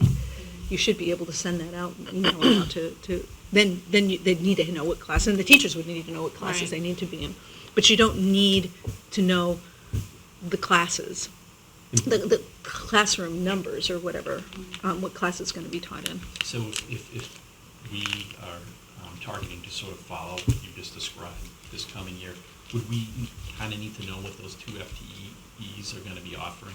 No, so what I'm going to do, that's a great question. I Yeah. love you guys. This is fun. New budgeting could be so much fun. Saturday morning. On a Saturday morning, yeah, really. She's definitely passionate. So the answer is no. So what will happen, because these courses are going to be, for the most part, targeting electives, right? So student interest is going to drive some of the offerings, I see. right? If there's no student interest in taking, let's say, forensics and law, Yeah. well, then there's no sense in putting that into the master How do schedule. you draw out that interest? Is it like a survey at that time of scheduling, or? Well, these are great questions. Okay, so there's a couple of things. So we asked the faculty, the courses that, you would, if somebody asked you, what are you teaching now and what would you like to teach? And so we've surveyed them, and we have, let's say, 25 possible new course offerings. I gave you a list of, I think, 12. Or 10, I don't know how many I gave you an example of. But just to show you that these are like high interest, rigorous kinds of courses where you're applying, yeah. So for these, we've solicited our faculty, and now we're going to do focus groups next week with students so that we get a sense of, okay, what kinds of things once you I have. think you mentioned this before. Yeah, yes, and so, and is there something, who knows, it's not gonna be every student, but we might do it through advisor, I can't remember what we find, we talked about a lot of different ways to do it, and I can't remember what our final, so we'll get a little bit of input from kids, what sounds good to you? And based on that, we'll cull down that list. So not everything that everybody had put forth will be put on that program of Right. studies, but so we're going to use the students and identify, what they think. We might also still nonetheless add a couple of electives that are targeted towards student need, not student interest. But we won't know that until we get to the end of the first semester, and we start to see where kids are not, where kids need some different types of programming that we're not currently offering. So it'll be a combination of both. So we'll put that into the mix, and then we'll publish our program of studies. And then the students will tell us what they really want and what they can take, because we all have to make choices. Like, this is not gonna, you always have to make choices. You can never do everything. I'm like a kid in the candy store when I look at something like that. I'm like, I want to take this and I want to take that. Oh, that would be fun and that would be fun. And then pretty soon you have 20 things picked out and you can only have a slot of 8, you know? So you got to My make kid has choices. such a hard time with that. She did the same thing. Wants to do everything. Yeah. Like, yeah, gotta make choices. You I'm do. not making the choices as So- much anymore. You have to do it. Exactly, but you can guide to help explain things to Right. them. And that's what that guidance counselor is for, that position that knows, because again, we're very lucky. Small school, small district, your guidance counselor, for 28 years, we had a guidance counselor that knew your kids, knew that master schedule. That's why we never really ran into it, because it was done. So now we're recreating that, right? Yeah. We have to find that person who's going to help us with that. And that was the hiccup. Part of the hiccup. Well, you have to, who owns the master schedule? Who owns the master schedule? Your principal owns the master schedule. It's like the first thing when you come into your principalship, the very first thing you need, there's 2 things you really need. Absolutely. Is you have to know, your safety and security protocols to keep your kiddos safe. I mean, absolutely. But the most important thing from a teaching and learning standpoint that you own for the rest of your life, and if you don't own this, then your school is not going to run well, right? Is your master schedule and scheduling. You have to understand the intricacies of it, in and out and backwards, because that's where students meet your programming. And if you don't know that, you cannot run your building. You can't. So the first thing you teach a new principal is you invest, in their learning, and that's what they've got to learn. And if they don't own that, then you wind up with deficiencies in your programming for kids. You wind up with deficiencies. So Can I suggest we take a quick break, come back, Sure. 5 minutes? Just Take this. Hold that. can't hold that another. Shouldn't have gone for the gallon. All right, do you want to call Tim and tell him, or? Oh, we can.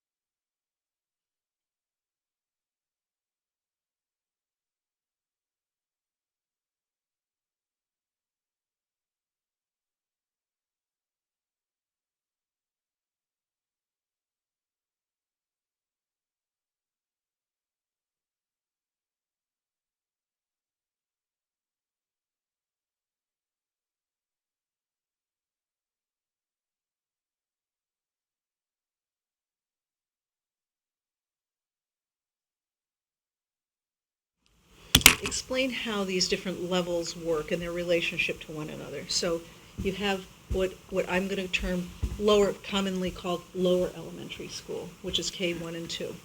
Okay? So like kindergarten is a ramp up for first grade, right? And first grade really is kind of foundational in literacy development, and second grade is like advancing those skills, okay? So then you go to upper elementary school. It's the same idea. So upper elementary school is 3rd, 4th, and 5th grade. 3rd grade is the ramp up, right? It's the ramp up. If you can't take, it's a transition year, okay? Think of it like that. It's a transition year, and you have multiple transitions through your kids' learning experience throughout. So kindergarten's a transition year, 3rd grade's a transition year, 6th grade's a transition year, and 9th grade is a transition year. Those are your transitions.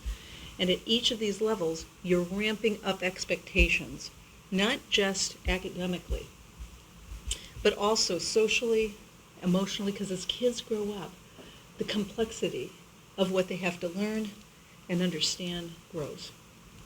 And so if you go from your K1-2 program and you don't have something to catch in the 3rd grade to ramp them to the upper elementary, then you're creating yourself a real, curricular deficiency that will be very difficult for your kids to recover from. So it's really a really important transition year. And so that's why if you're coming off of a really scripted program, like you have there, K1-2, and then you don't have something to catch that and lift, transition to what you're going to want for higher expectations in the other elementary schools, then, you've got a huge gap that you've created for those kids. And so that's why that's so important. So we will address that in the upcoming year. The other area that we need to look at more holistically is math. The math curriculum at the elementary school hasn't been looked at in years. And so it's not, teachers haven't looked, right? But it hasn't been looked at, from when you start a process of a curriculum review, there's different components to that. One is, what are we doing? And when we look at what are we doing, we look at, okay, what are the results we're getting with students Which is based the on what test we're grades we doing? saw last year. Exactly. Okay. So here's what we're doing, and this is the results we're getting. Okay, and when you look at that kind of in each grade level, then you can see, do you have, in some ways, vertical deficiencies? In other words, there's certain concepts, like patterns or something like that. Let's say fraction, all kinds of, do you see, is there a progression of deficiency? Are you seeing a deficiency that is grade level? In other words, they're missing a concept when they go into the 2nd grade. So that's horizontal deficiency, vertical deficiency. You can see that. Sometimes you can see on a vertical deficiency, you can see, okay, they're doing well with this concept, but then when they get to X grade, then they tank, So again, you have, you're identifying when you're looking at a vertical alignment where you might have a gap. Okay? So that's the kind of stuff that you look at when you're looking at, math. Now so that's one piece of it. Another piece of it is, okay, what are the standards for math that students will be tested in? We can't get away from testing. It is a matrix. It's one. It's not the whole story. It is a component of what we do. And there's nothing wrong with testing. It does help us in some ways. It just can't be the be-all and end-all. And people's whole life and identity can't be based on, a singular test score. So we use these, and the tests help us to determine, where we, we're meeting these standards and where we are not. Okay? So you got to look at the standards as another piece, So you're looking at the standards, you're looking at what we're doing, you're looking at kind of, some of your trajectories on your test scores, and you're saying, okay, what's going well and where are we lacking? Then you start looking at potential options, Another thing you want to look at is competencies. Competencies, I think, is the skills, and this is the way I think of it to help understand. I think of competencies as the skills, and I think of the content as really more, or the standards more as content. The stuff. What's the stuff and what's the skills, okay? Content is stuff and skills, all right? So what are the competencies, what's the content or the standards? And then you can look and see how we're measuring up to that. So we know what we're doing, we know what we need to be able to do, and where's the gap there? Okay, now we know where the gap is, gaps, if there is or there isn't, and then you go out and you look at what kinds of things might you introduce into your curriculum in order to fill the gap. Sometimes, you might look and you might say, because we don't have consistency horizontally, maybe we'd want to introduce a program so that everyone has, certain learning experiences and competencies that are completed by the end of first grade, okay? So that could be, maybe you'd want a program for that because you're not just patching something, you want consistency so that everyone gets to a certain point. And it can be more complicated, I'm just trying to be in layman's terms so that you understand. And so for math, that has not been looked at holistically. It's not to say that a teacher hasn't, Right. and it's not to say we don't have curriculum. We have both. And teachers will look at their scores, and they'll modify their instruction in order to meet targets. But it's how are we more globally looking? Because what we're trying to do is create a learning experience that leads to some broader outcomes for our kids. Yep. And so you have to look at what you're offering, and these should be on cycles, right? You should be looking at these cyclically. Oftentimes your assistant superintendent of schools is the one that manages that whole kind of process. They're like one of the people that's a leader in that area. Right. All right? I was going to say that too. If you have a school full of skillful, well-meaning teachers, there may be differences of opinion, differences in terms of level of understanding of broader pictures. It would seem, some sort of coordination to all that, because choices will need to be made. There will be differences in philosophy, Right. and I'm getting way ahead, but Yeah. in terms of visioning, I mean, this is the end of the line here that you just described. If you, it strikes me, if you don't have somebody sort of bringing it all together, making sure that we're monitoring progress according to agreed upon standards or metrics, then Yeah. you could be spinning your wheels. And it also could be kids are getting, depending upon mere chance of who they wind up with, they're getting totally different Right. experiences. Mm-hmm. Exactly. Exactly. Can I simplify it even more? Yeah. So we're taking our curriculum coordinator position that we got rid of 4 years ago, data manager, and we're kind of combining them to make this so-called assistant superintendent. Am I hearing you right? Is that what it is? Those are a couple of components. That's Yes. not the whole It's one story. aspect. Okay. Those are some aspects. Okay. So yeah, your data manager, that's usually your assistant. Okay. Okay. You're absolutely. And it's not to say that we all own data. Yeah. We all own data, but there has to be like your BA is looking at this data, right? Your curriculum instruction person, right? And I don't like to say it like that. Just call it assistant superintendent, okay? Exactly. Because there's two parts to the learning experience, okay? Erica is one part, which is student services, which isn't special education. Student services does not equal special. Every kid needs student services at some point. It could be not necessarily academic. It could be socially. It could be emotionally. It could be, all kinds of different ways that every human being needs some student supports throughout their career. So these two, I call them two pillars. There's three. This is the way I think about it. You have, in order to have a high-functioning organization, educational organization, you have to have a steward, all right? The steward of your organization is your BA, okay? That's your operations person. Super, super important, right? They're the ones that keep you out of jail. They're the ones that make sure that, you're running an efficient organization in that way. Then there's two other positions. One is student services, okay? And those are all of the support services required for students to have a positive learning experience, all right? All right, they're the ones that social emotional learning comes in there. Nursing comes in there. Your nursing services come in here, guidance services go underneath there. Your speech, language, OT, PT, and I don't believe personally these services should be specific and only for kids that have an IEP. I do not like that because all kids have needs. Yeah. All right? It can be study skills needs. It can be all of these needs. Everybody has these needs. That's student services, okay? Learning experience. They're the learning experts, learning strategic learning, knowledge of learning, how students learn, and what they need in order to be able to be successful there. Then you have academic services, okay? Academic services,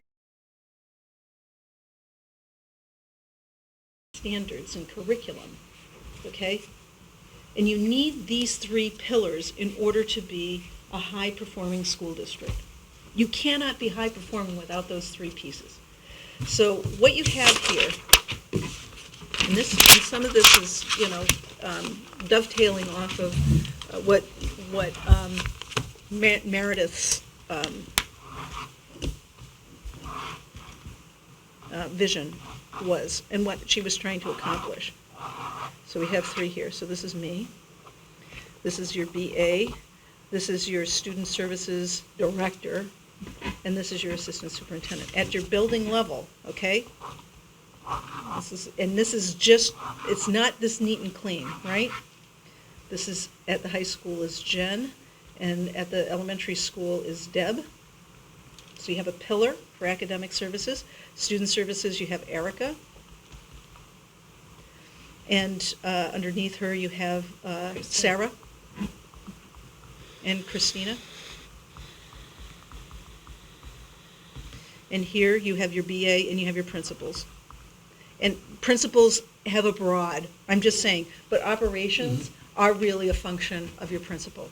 Scheduling, transportation, all of those, all the things that keep your building running, okay?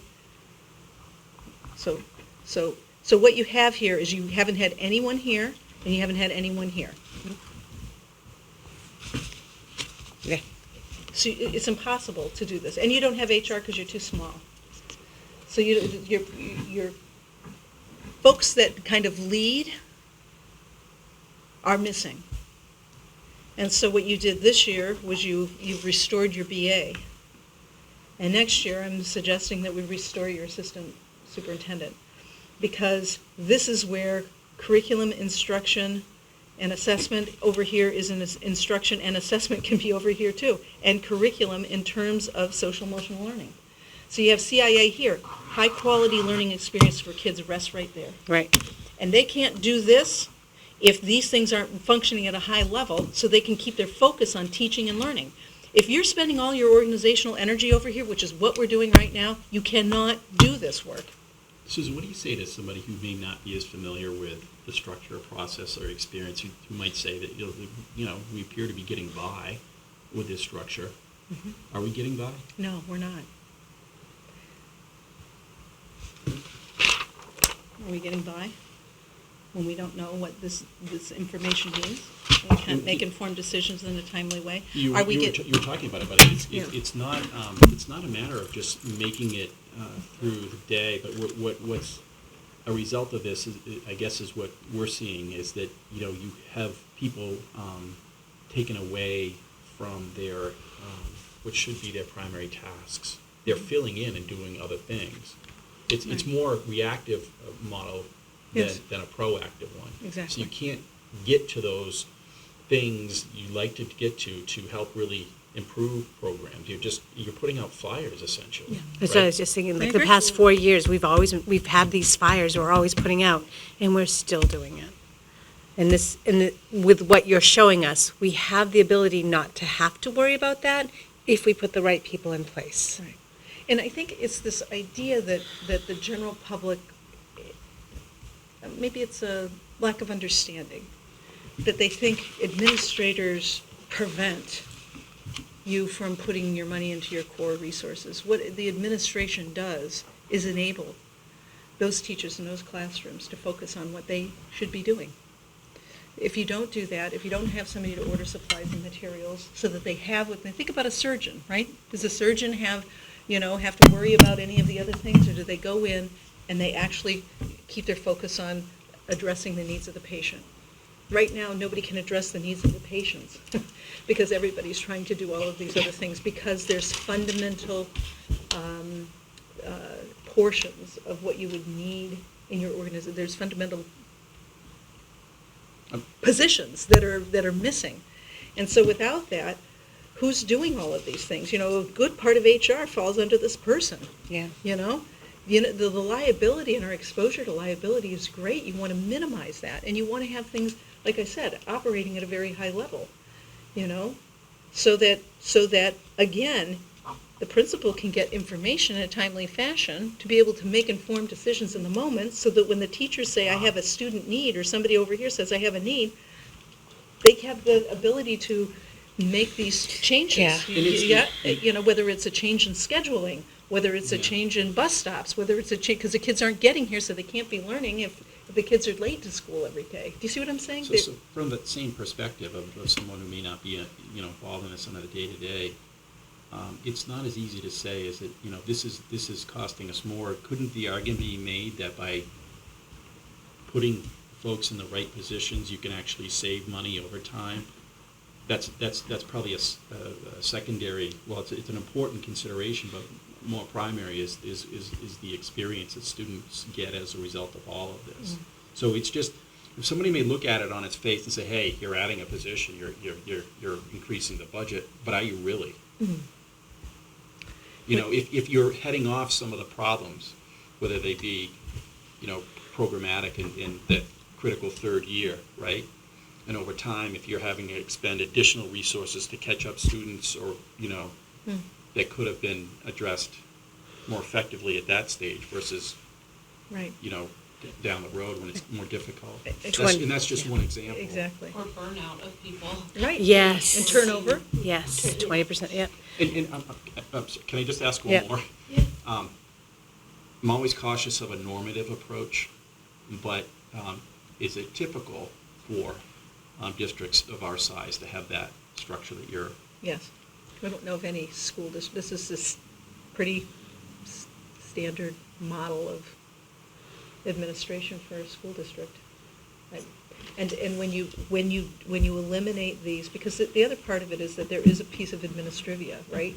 We are public, which means that we have to report on everything that we do, everything. And I shared with you, well, you weren't here, but if you remember during one of our retreats, I had given you that list of every decade how much has been added to the plate of public education, Yep. of the things Yeah. that we have to now do. And the federal government. And the federal and state state government. Right. Well, who does all of that?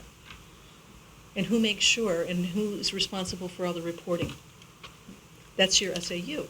Yeah. And, your money, and the money you get from the state is predicated on the quality of the reporting that you do to the state. If you have inaccurate reporting to the state, Then we're losing money. you're losing money because you're not accessing. Mm-hmm. And so there's a lot of, even grants, if you're going to apply for grants that are not federal or state, even some state and some federal, but I'm just saying, are based on, let's say, your demographics and you being able to show a need or a gap. Yeah. Well, how are you going to do that if you don't have somebody that can take that information and, in a timely way, be able to make an argument for, getting access to Yeah. resources? So, a lot of this, it's not, it just isn't possible. The more you grow the responsibilities of public education, the more that you have to have people in place in order to be able to manage that. And so there's this level of bureaucracy that is inevitable, right? And it has grown exponentially over the course of the last 50, 60 years. And you want to keep that out of your classrooms, right? And so when you don't, and what you're seeing here in a significant way is by not having these two positions here, it's burying. Yeah, the people it has a huge implication. And on the at the students as building. well. On the students. Because if you of have that 25% number, that 25% number is because we're lacking in these places. Right. And there's no communication, so those kids have slipped under. Yeah. So I'll give you another example of where you're hurting because you don't have an assistant superintendent. So your assistant superintendent oftentimes is the person that's developing the programming. Yeah. Induction and mentoring, right? You do not come into the teaching, like many professions, right? If you look at any other profession, even if you look at the trades, you come in, right? And you start off as maybe a laborer, then you become a journeyman, and then you become a master something, right? Well, it's no different in our profession. It's no different perhaps in your profession or accounting profession. You start as a staff accountant, you become, right? You go to these different levels. Well, what the assistant superintendent does is provide programming that supports the growth and the development of your teaching ranks. And so when somebody comes in out of school and they've never been in front of a classroom, they need some support. It's somewhat of a guidance counselor for the teachers, right? Yeah. And direct support. So like your assistant superintendent, I do this now, and I love doing this. So it's not just they only do it because they have all the fun, and I wouldn't have any if that was the case. I won't have any of that. But it's guiding. So I haven't been into every single classroom, but I've been in probably 2/3 of the classrooms. And I'll see something, and a new teacher, I will say, hey, did you ever think about this? Why don't you flip this and do this in this way? Here's some resources here, because I see that, we've had a conversation, you're struggling a little bit with lesson planning. Okay, and I'll meet with you. I have a teacher that I'm working with right now, that is, let's put together your syllabus and your learning progression within that, okay? So I'll meet with her. Every couple of weeks I meet with her and we go through so that she can have a model to look at. So when she's working with me, she gets a good understanding about what my expectations are, and she's growing in her practice. There's many facets to teaching. Yeah. Curriculum, instruction, and assessment. It's very complex, and you never arrive. Mhm. You never arrive because kids' needs change. What we know about brain science, what we know about learning, what we know about the child development is always changing. We're always growing. So you need to have somebody that's actively working with and putting programming in place. Your assistant superintendent, and once we have this interim person that's starting on Monday, by the way, this is one of the target areas. If you're going to you want to reduce your turnover ratio, provide your new teachers with some support. Yeah. Tuesdays, can I get a snowstorm? Maybe Tuesday or Wednesday next week at some point. Sometime. Yeah. So it's being able to support that. At a 20% turnover ratio, who's in with those teachers that are new? Yeah. To ensure that those kids are getting Right. quality learning experiences even from somebody that's a novice. And what about those teachers that have been teaching a long time, right? And now the mental health and the complexity of our kids is so much greater than it's ever been. Does- How are they getting the does support? Does the principal do that? I mean, the principal does reviews of teachers, correct? Yes, and they support the programming. So it's not one person's responsible for everything, right? Right. But designing the program Mm. is your assistant superintendent. Mm-hmm. All right, implementing the program is all of us, Mm. is all administration, right? I'm in there, I'm giving feedback, assistant superintendent's in there, but there needs to be a support system for your teachers, right? And if your principal is handling, personnel and hiring and discipline and all of that, and they're handling the operational pieces, and they're doing some evaluation, evaluation doesn't, and you can look at any research you want, evaluation does not lead to improvements in somebody's practice. That is not what, we're required to do that, you Checking want to boxes. do that, right, but that's not going to improve anybody's practice. Right. It's somebody sitting with you and explaining and closing those knowledge gaps that we all have, It's the drive-by. I call it the drive-bys, where they come in for 10 minutes, they look at the walls, what's on the walls, is this engaging, and then they listen to the teacher, see if the students are engaged, and then they leave, and then you get your It's assessment. incredibly time intensive to do this. Yeah. You can't do a drive-by and have Nope. any meaningful interaction or understanding of where a teacher may be strong or where they may, have a need. Right. And so if you were going in your first year, if you had a true mentoring program here, it would look more like this. Yes, they have some orientation in the beginning. But every month, the cohort of new teachers should be meeting. And there's certain things that happen cyclically, right? So setting up your grade book. Every if you're doing this electronically, not everybody's using Power School, Infinite Campus, or whatever. So you can't assume that everybody that's coming in and the way that it's set up here is the same as someplace else.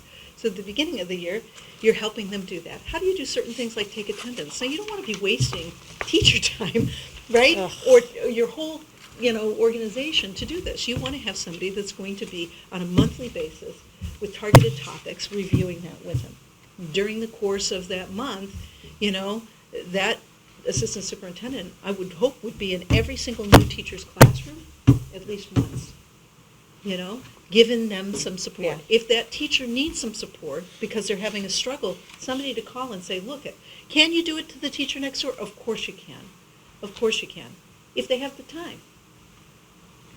Can you ask your principal? Yes, if you have the time. Ask anybody. It shouldn't just be one person. I'm just saying the programming piece here, right? That you're in a and there should be like a 3-year process so that you're getting teachers and you're evaluating them. And then sometimes you'll say, this person's not going to meet. And after 3 years, we should know that. They're either in or out. You make a decision. Again, as a teacher too, isn't that a plus when you're looking at a district? Do they have a solid mentoring program? Yeah. Versus you're just thrown into the fire and you kind of have to figure it out. And I'm taking extremes. I Right. don't think it's like that here entirely, but I mean it could be improved upon. Yeah. But it wouldn't, I would think that coming in and then, I don't know, who was it, Richard Branson who said is, train your employees well so they can leave. Yeah. You know. Well, and I do, this whole thing that Meredith We don't did, want them to leave, but that she did start, there was the teacher leaders as well. But they don't. And so when we're looking at evaluations and helping the new teachers, that's what a teacher leader would come in as well. It could, but what I have a problem squaring in my mind is if you're a teacher leader in this school district, you're getting paid 10 extra days. Yes. Well, how are you going to go in and observe? What does that mean? You have to teach your class. Right. How are you going to help teach? You see what I'm saying? Yes. Can there be some value to having teacher leaders? Yes, there can be some value. I'm not trying to but the concept that they're somehow going to be able to really work with new teachers, I think that maybe you get more value on curriculum coordination, right, and design than you would on teacher mentoring. And all of this gets to creating a culture of learning here.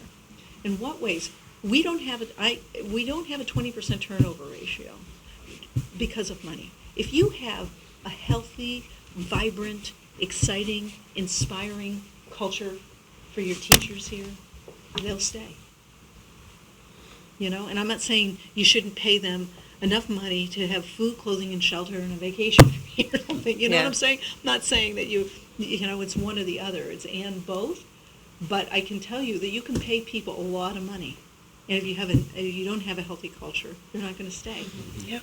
And so what we want to do is to develop inspired teachers, inspire students.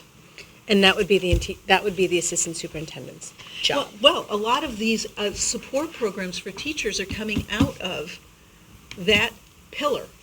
Right. Not all of it, because Erica's going to have some piece of that. But you Right. see what I'm saying? These are like targeted grant writing for the same Right, reason. mentioned that last time. Right, grant writing is another piece of what they do. Why? Because they know what the data is. They know where our gaps are.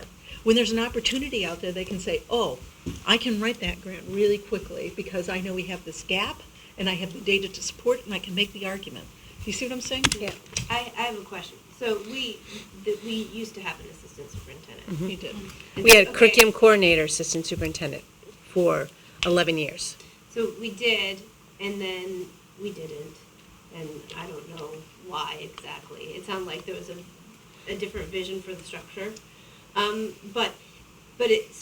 It seems like we tried not having one, and now we see a lot of consequences to not having one. Yeah. And so maybe that experiment didn't work out so well. And again, I might be oversimplifying. I probably am. So it's like we tried it. I think there were some negative consequences, and so maybe now it's time to put that back in place. And especially because we're going to go through a visioning process next year. And I had said to you originally, before I knew all what I know now, that I would even consider holding off on that until after we did the vision.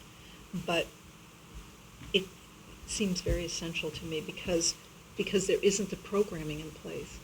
So there's a couple of things. I want to make sure that as we introduce this next crop of faculty into our school district, that they have the support to be successful, and that we have a way to be able to really know for ourselves who's going to make that level of expectation that I'm going to expect of teachers here. It will be an absolute honor and privilege to work in this school district, and we'll have standards that we all aspire to be, and we will have some quality control in that way.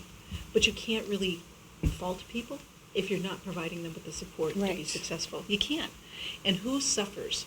Kids. The kids. And so that's why there's this true interplay between having the right staffing in place. So as we go into our vision process for next year, having somebody that's actively working on this type of programming is essential, because it is my hope that what we're going to have is a truly aspirational vision. And to do that means we're going to be asking people to make changes. And if you don't have these positions that are part of that process and anchoring that, then how are you going to support that change? How are you going to support that modification? How are you going to modify these programs to support the learning of the staff? If you have this program in place and you've got something for those teachers, what about if we have veteran teachers that are going to have to make a shift in practice or something? How do we do that in a way that's not disruptive to kids, that's additive and not disruptive? You can't do that if you don't have some foundational pieces in place in order to be able to do that. And so that's why I feel like it's essential for the upcoming year that we have the assistant superintendent now instead of waiting until after the vision is done. Practicality, now, you're still working on the comparables for the assistant superintendent salary? Is that? That will be what this new person coming on board, one of their tasks. Okay. Is for all positions, like for everyone, to look at compensation for everybody. Where are we competitive, where are we not? What are the benefits, that are offered by other, surrounding places? How does that compare to with what we're doing? And then caseloads. Caseload and teacher load is another piece that I want examined. How do we get a number for this year's budget, though? Because I took, in part, based on what you paid your prior assistant superintendent, Mary had done an analysis for your BA, so I just put it as a placeholder of 115. I think they have that data, don't they, on the DOE's website? I know they have it for superintendent. Yes, they do. And maybe even. But that's just a salary component. Yeah. Sometimes there's additional benefits included in that as well. So yes, they do have salary for superintendents, assistant superintendents, and business administrators are all listed on the website. You're correct. So I'm sure we have done we've Yeah, done a lot. it's not out of the. Gotcha. Yeah. Okay. Although I haven't done a comprehensive one. I think I totally missed this. Who's coming in on Monday? The board back in, I think, at the end of September, early October, approved the hiring on an interim basis of a part-time senior administrator. It's not necessarily assistant superintendent, because I'm not looking for them to evaluate our curriculum. Right, okay. It's really to do some of these targeted projects, Okay. so that we're in a position when we start the hiring process to be able to attract Is it high-quality candidates. It's you. During the hiring I cycle. don't have my phone. I know. Do some of the grants pieces, help us with our website, Okay, all right. projects like that will, Okay. that are necessary. Hey, can I just put in a plug for you, Susan, on all this, in terms of this intern position? Susan has done an amazing amount of work, and or you certainly helped too. I mean, like in the last 6 weeks or whatever, but like it's not sustainable. Yeah. She- Not for a She's human a human being. being, not a Yeah. Machine. not a machine. Although it seems like a machine. One human being, Yeah. not two One- human beings in so one body. It's just not sustainable to keep doing that, and we'll never get to the visioning, foundational work that needs to be done. And that vision is the education of our community children, Yeah. And so, Yeah. again, to the person who doesn't really understand the day-to-day, they might say, well, we're getting along just fine. Well, no, you're not. If you're driving by here and seeing Susan's car here at 9 o'clock at night, that's not getting along. on a Sunday, On a Sunday. And, during football. And on and on. It's just, it's incredible what she's done, but it's just, we don't want anybody to work under that sort of. Well, it's just like any other organization outside, not necessarily in the education field. If the CFO, which is CEO, which was the superintendent, doesn't have the right people in place either, Right. that CEO is not going to be successful, neither is the organization, Right. neither is the company. Right. If they don't have a vision to sustain or improve the industry that they're working in, that industry is going to fail. Right. So I know we're talking about kids, but it's really the same perspective as far as the leadership team in an organization versus a school district. If you don't have a CEO, a CFO, and a COO, Chief Operating Officer, the organization is not going to move forward, and it stays stagnant, and then they go out of business. You have all sorts of problems. Right. Yeah. So I guess people could look at it in that concept, because that's what they deal with on a day-to-day basis. Right. So those are the big kind of buckets, and that's where we would get our improvement and support to, the teachers in our school, and that's the impact it would have on improving the culture here for the people that are tasked with, on a day-to-day basis, so providing education to our kids.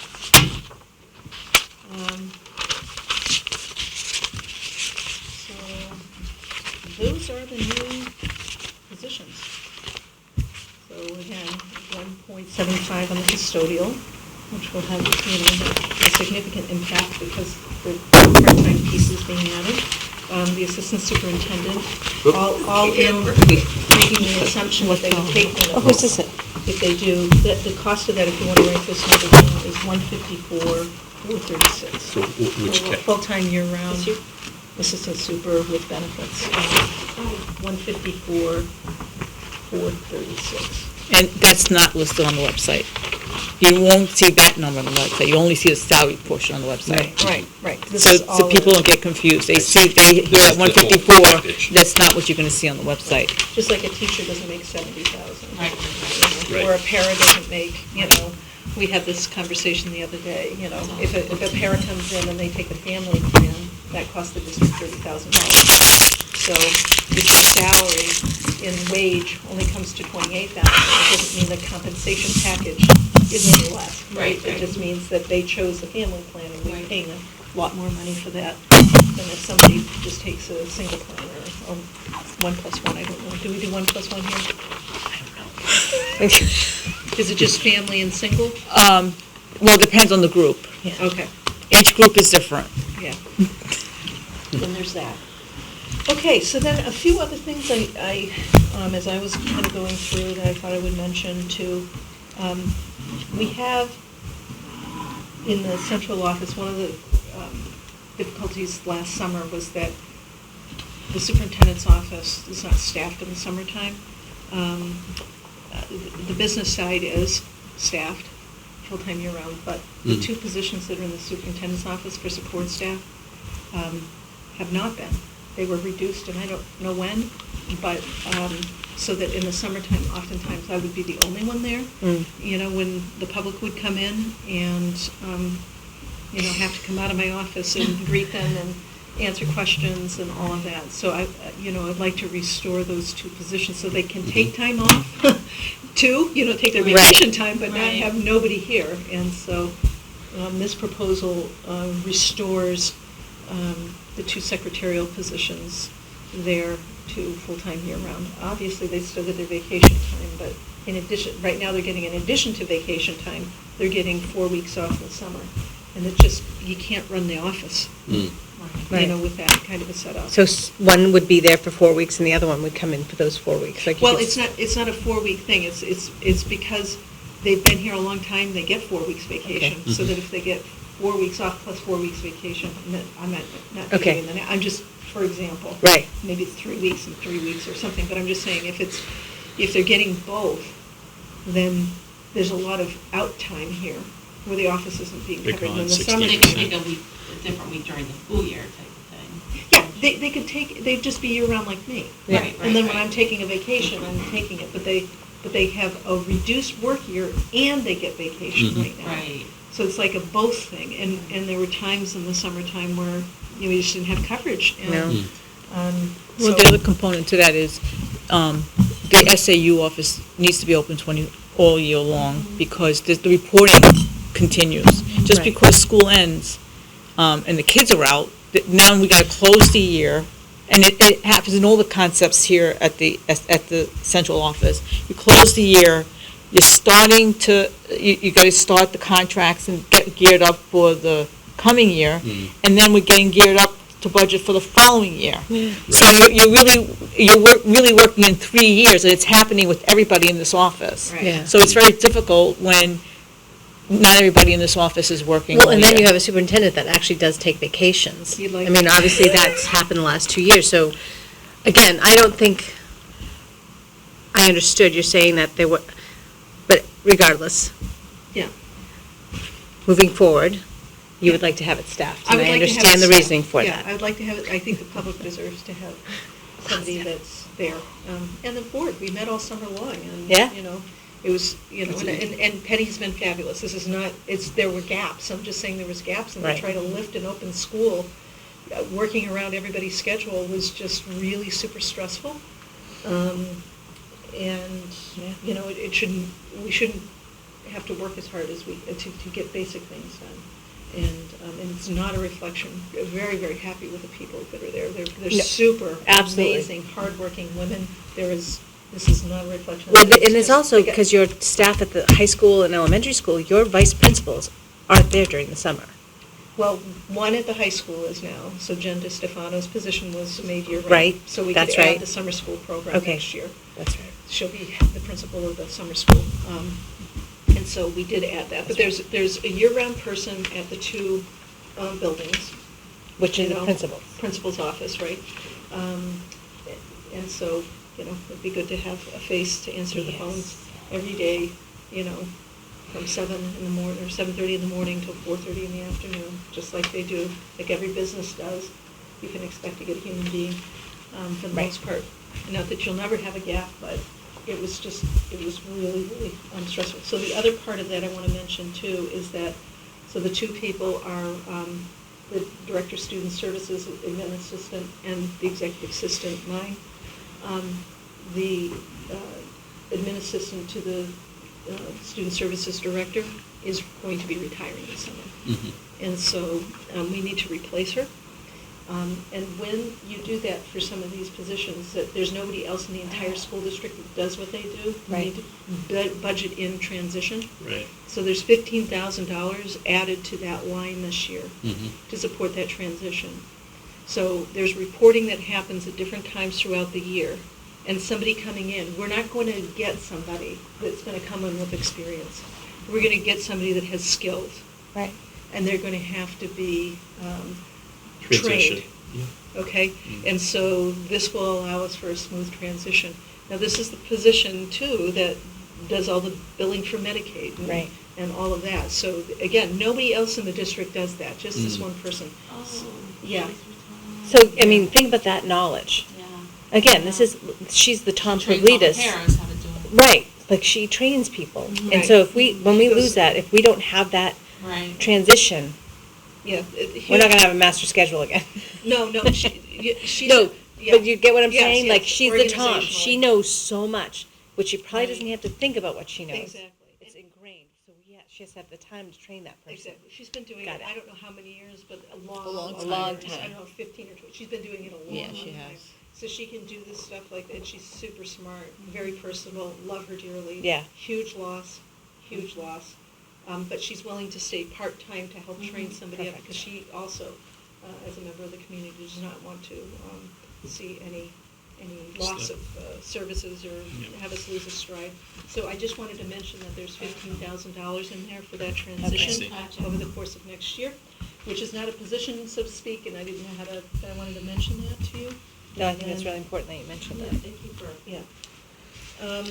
Okay, we did the fiscal services, increasing that, okay, so we did all of that. Okay, a couple other things worth mentioning for areas of increase too, and these are just targeted, pieces, but athletics is increasing by $15,000.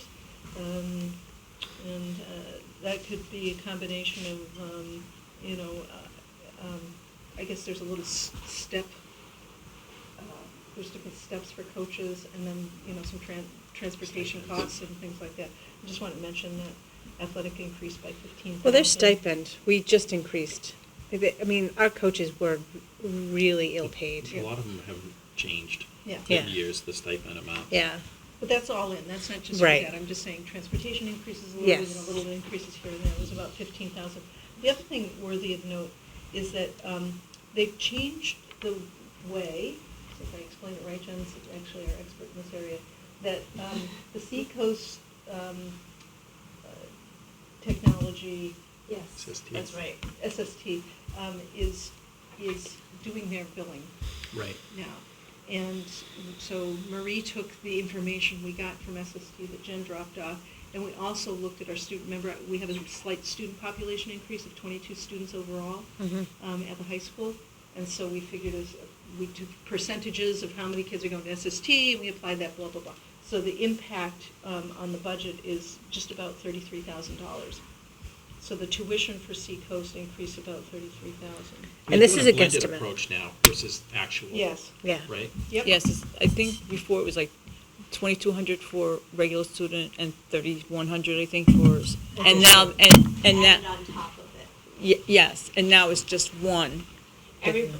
Same Yes. tuition for all students, whether Yes. they need Right. extra services or not. Yeah. And that might and- help. And given, I think given our breakdown of the students that tend to go there, it will be an increase for Yeah. us. And I think it will be for most towns. They're still, so, Yeah. and I'm trying to track down there's a 10-year agreement that they agreed upon last June before I started attending the meetings. Yes. And so I asked for a copy of it, and the chair didn't have it, so I have to, I'll get it from the principal. She's new too. She's new But she too. should be able to find it Yeah, hopefully. yeah, yeah. So we can have, but yeah, there's another meeting in December, so. So anyway, but that's good. One thing I had a question for about athletics. I don't know if anybody can answer this question. If we have the expected increase in the number of high school students, I think that we could be moving from Division IV into Division III in athletics. And I do not know what kind of impacts that would have. Yeah. That's a Jamie question, I On would our think. athletics. Jamie Hayes. Yeah. But yeah, because I saw You're getting that. at a cutoff point for, is it by student population? I do believe it's 300, and we would be moving over I see, yeah. above. And I saw that in the Yeah. packet you gave us at the last board meeting. They don't all have to play sports though. No, it's based on the number of Total enrollment. the Oh, okay. enrollment in the high school. I know, and so Newmarket has always been Division IV. Some sports it doesn't matter. So for Right. cross country and for swimming and some of those it doesn't. Soccer. They're all lumped into 3 or 2. But there are other things, yeah, like soccer, Baseball. basketball. I don't know about Shared, baseball. Yeah. It would make a difference in the division Yeah. that they're in, Mhm. so. I will ask I him, don't- I don't know the answer. but Just I'll on ask him. just one little, I was taking another look at this, and this is not a big deal at all. The numbers on the page Yes. 8, Can I explain that? yeah, Okay, so the numbers that you'll see. kept me up all night. Yeah, I kept You're going like, back, "What?" yeah. I know, I should Another- have footnoted yeah. this, we ran out of time. So the numbers you're seeing in the schools for enrollment exclude, Compare page 2 to Students. page Yeah. 8. okay, exclude students that are not our district placements. Oh, okay. These are Ah. only the students that will be attending Okay. the school. Got Okay. The numbers on mine include all students, regardless of where they're attending. Okay. Okay? Mhm. So there is going to be a difference in that, and I will footnote this and I'll footnote Okay. the other one. So if you added the students that are attending, outside of Newmarket to the students that are, I just always, when I do my projections, I project for the schools. how many kids they're gonna have to teach. I don't like to include in there out-of-district placements, Okay. because they're not gonna be teaching them. So why plan for kids that are not gonna be there? Mhm. So that makes these numbers at the school, on the schools different than the numbers that are in the summary, because mine captures all students, okay? On page, I don't know if we're into general questioning. On page 9, I can show you now. And I might have not heard, on the textbooks and software, they have gone up on textbooks and up on software. Is that based on some analysis, or is that a cyclical thing? These aren't even increases. Yes, decrease from last year's budget. Yeah, The amount of 6,400. some will decrease and some will increase. And this Yeah, gets to the need, Yeah. Okay. what we actually need money So for. this is the money that is, okay, yeah, I get that. So it's a decrease from last year. I just didn't know if this was if we took another look and, we don't need, or if it's cyclical, like every other year we buy a certain amount of whatever. Well, I think that, It's not- with the software, it is cyclical, as it was explained to us, Mhm. that there was a big upgrade, that sometimes, but some years there's a big upgrade. Or needed, licenses to be and charged. Yeah. Right, and then you don't need them. Good, we had to renew licenses this year, I think he was saying. Yeah, and those may be questions ultimately the committee may want to, Yeah. if they're really drilling down. Yeah, and we can go back, but I can say you don't need the same amount of money. You have to have textbook money every year, right? Because you're going to have something, but it's not going to be the same. I'm sorry, on page 10, and the field trip transportation, I recall hearing the explanation for that. It's a good thing, I think, that there are more opportunities. Yes. How do we this is like trying to, the possibility of trying to predict the future. How do you arrive at a number? 30, is that enough? Or is it, do they just, They Was would, it- and again, it's not an increase of 13,000. right?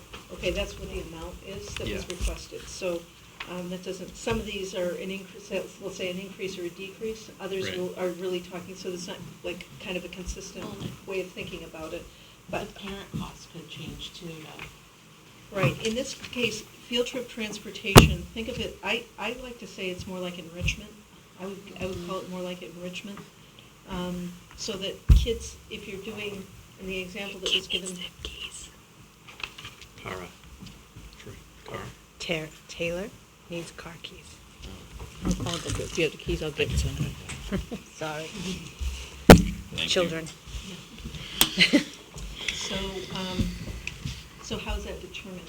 There would be some very targeted requests, like we know that, as Jen explained, that kids that are in Model UN approached her recently and said, we were promised a couple of $1,000s that would be given to us to help defray the cost of doing the Model UN program, so that we wouldn't have to raise so much money. So then the question became, okay, where's the money for that? Right. So as we put the budget together, remember how I said we know exactly what we've budgeted for? There's a line, subline within this, that she's written, so she knows that $2,000 has been set aside for Model UN.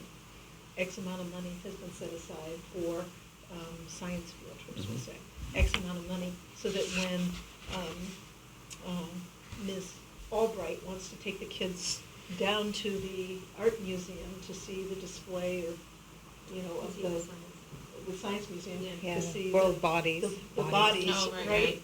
as part of her anatomy Right. class, that there's money to actually take the kids to do Right. those things. And I think that those enrichment activities really help support the development of their knowledge and understanding of the curriculum in ways that you can't necessarily do just within the construct of your four walls. So they're very specific things so that we know what they are. We couldn't find documentation to tell us exactly what was included for this year, which again creates this stress. So when we're talking about how does it impact teaching and learning, they want to go on a field trip. You can't look at something and say, I have the money or I don't. Right. So then you're scurrying around trying to figure it out by doing something after the fact. Right. And then you're wondering if where just simply being able to look and say, yes, there is, or no, there isn't, or yes, there is, but we've spent that line out, would be helpful. But we don't have that this year. Next year, just wanted to make sure that we're making those connections and calling out where these things are really important to the learning experiences for kids.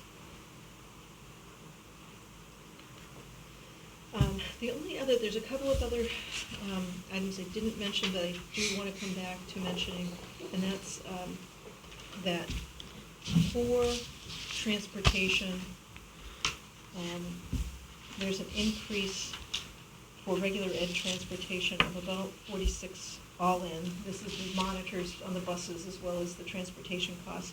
Built in is 47,000. There's also a $4,000 increase for the busing that goes to SST. But also we had a savings of 55,000 in the special education transportation, and Erica had mentioned that. So it's not like everything always goes up. Right.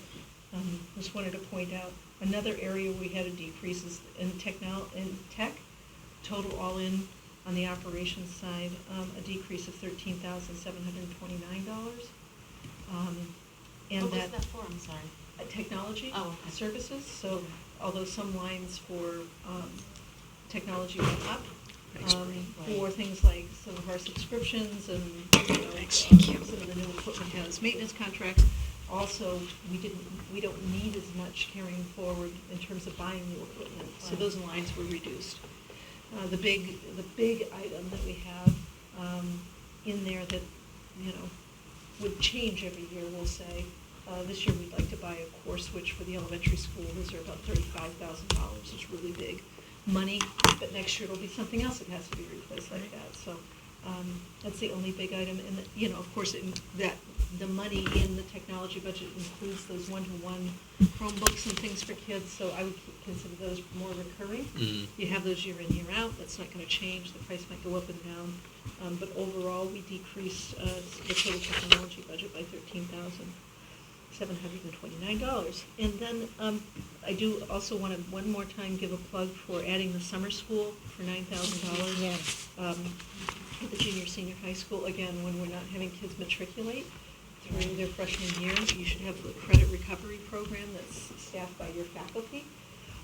Again, it's not the same as being able to do things online because your faculty knows the curriculum and knows, Right. they can look and say what competencies or your content students missed and can help them to advance over the summer so they're not getting into this, I'm starting the next year taking, English 1 and English 2. Right. Also Also helps identify students. Right. Because maybe there's something we've missed in the 8 years they've been in our district or whatever, they're new. There's so many reasons why summer school is so important. So we, I never even knew there wasn't summer school, that's how. Well, because of the building construction, So- right? we decided to add air conditioning to the library at the elementary school. Mm. So, might dovetail, Yeah, could get a little warm. it gets really warm. So I just we do have a summer program for student services. So Right. kiddos that would regress, Mhm. if they didn't have programming over the summer, we do have that. That's not different than what we have now, Right. but I just wanted to say that's another targeted area for, a curricular deficiency that, we need to attend to for next year. So is the summer school here by, a student couldn't just say, oh yeah, I just want to take an extra math? Okay. That would be a VLUX. It isn't, it's more credit recovery. So those Alright, kids, okay. it's really designed around the idea of credit recovery. Because I used to go to summer school just to take extra classes, so I didn't have to take so much And maybe in the some, normal year. I think adding Mm. some programming in the summer in the future could be something we may want to do, but this year, Right now, I just want to address some of these. Yeah. We do have the Phillips Exeter Summer School, which is a writing program. Mm. We've had that over the years. Mm-hmm. And math. That In went away math? a long Yeah. time ago. Oh.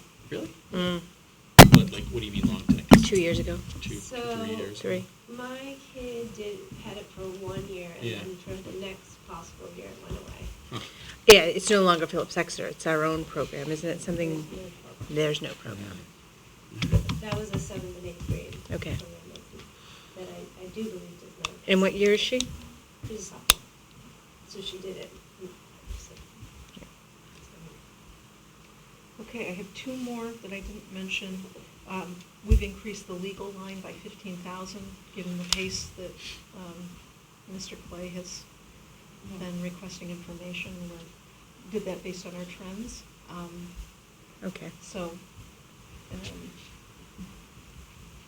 and then the last is that our overall special education for out-of-district, the total all-in for all those services increased by 40,000.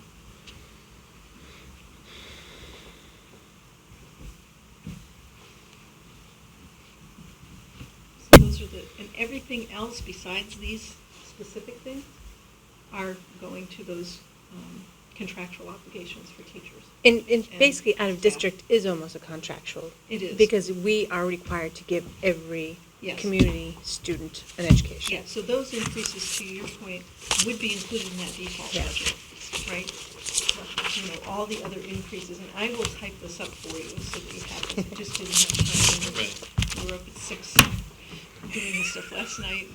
And, This morning. this morning, so it, I didn't have a chance to type, but I will type up these notes for you in terms of what's gone up and what's gone down, so that you have like a summary of, what Okay. areas. And then the rest would be, like I said, it's, you settled a CBA last year, CBA is there.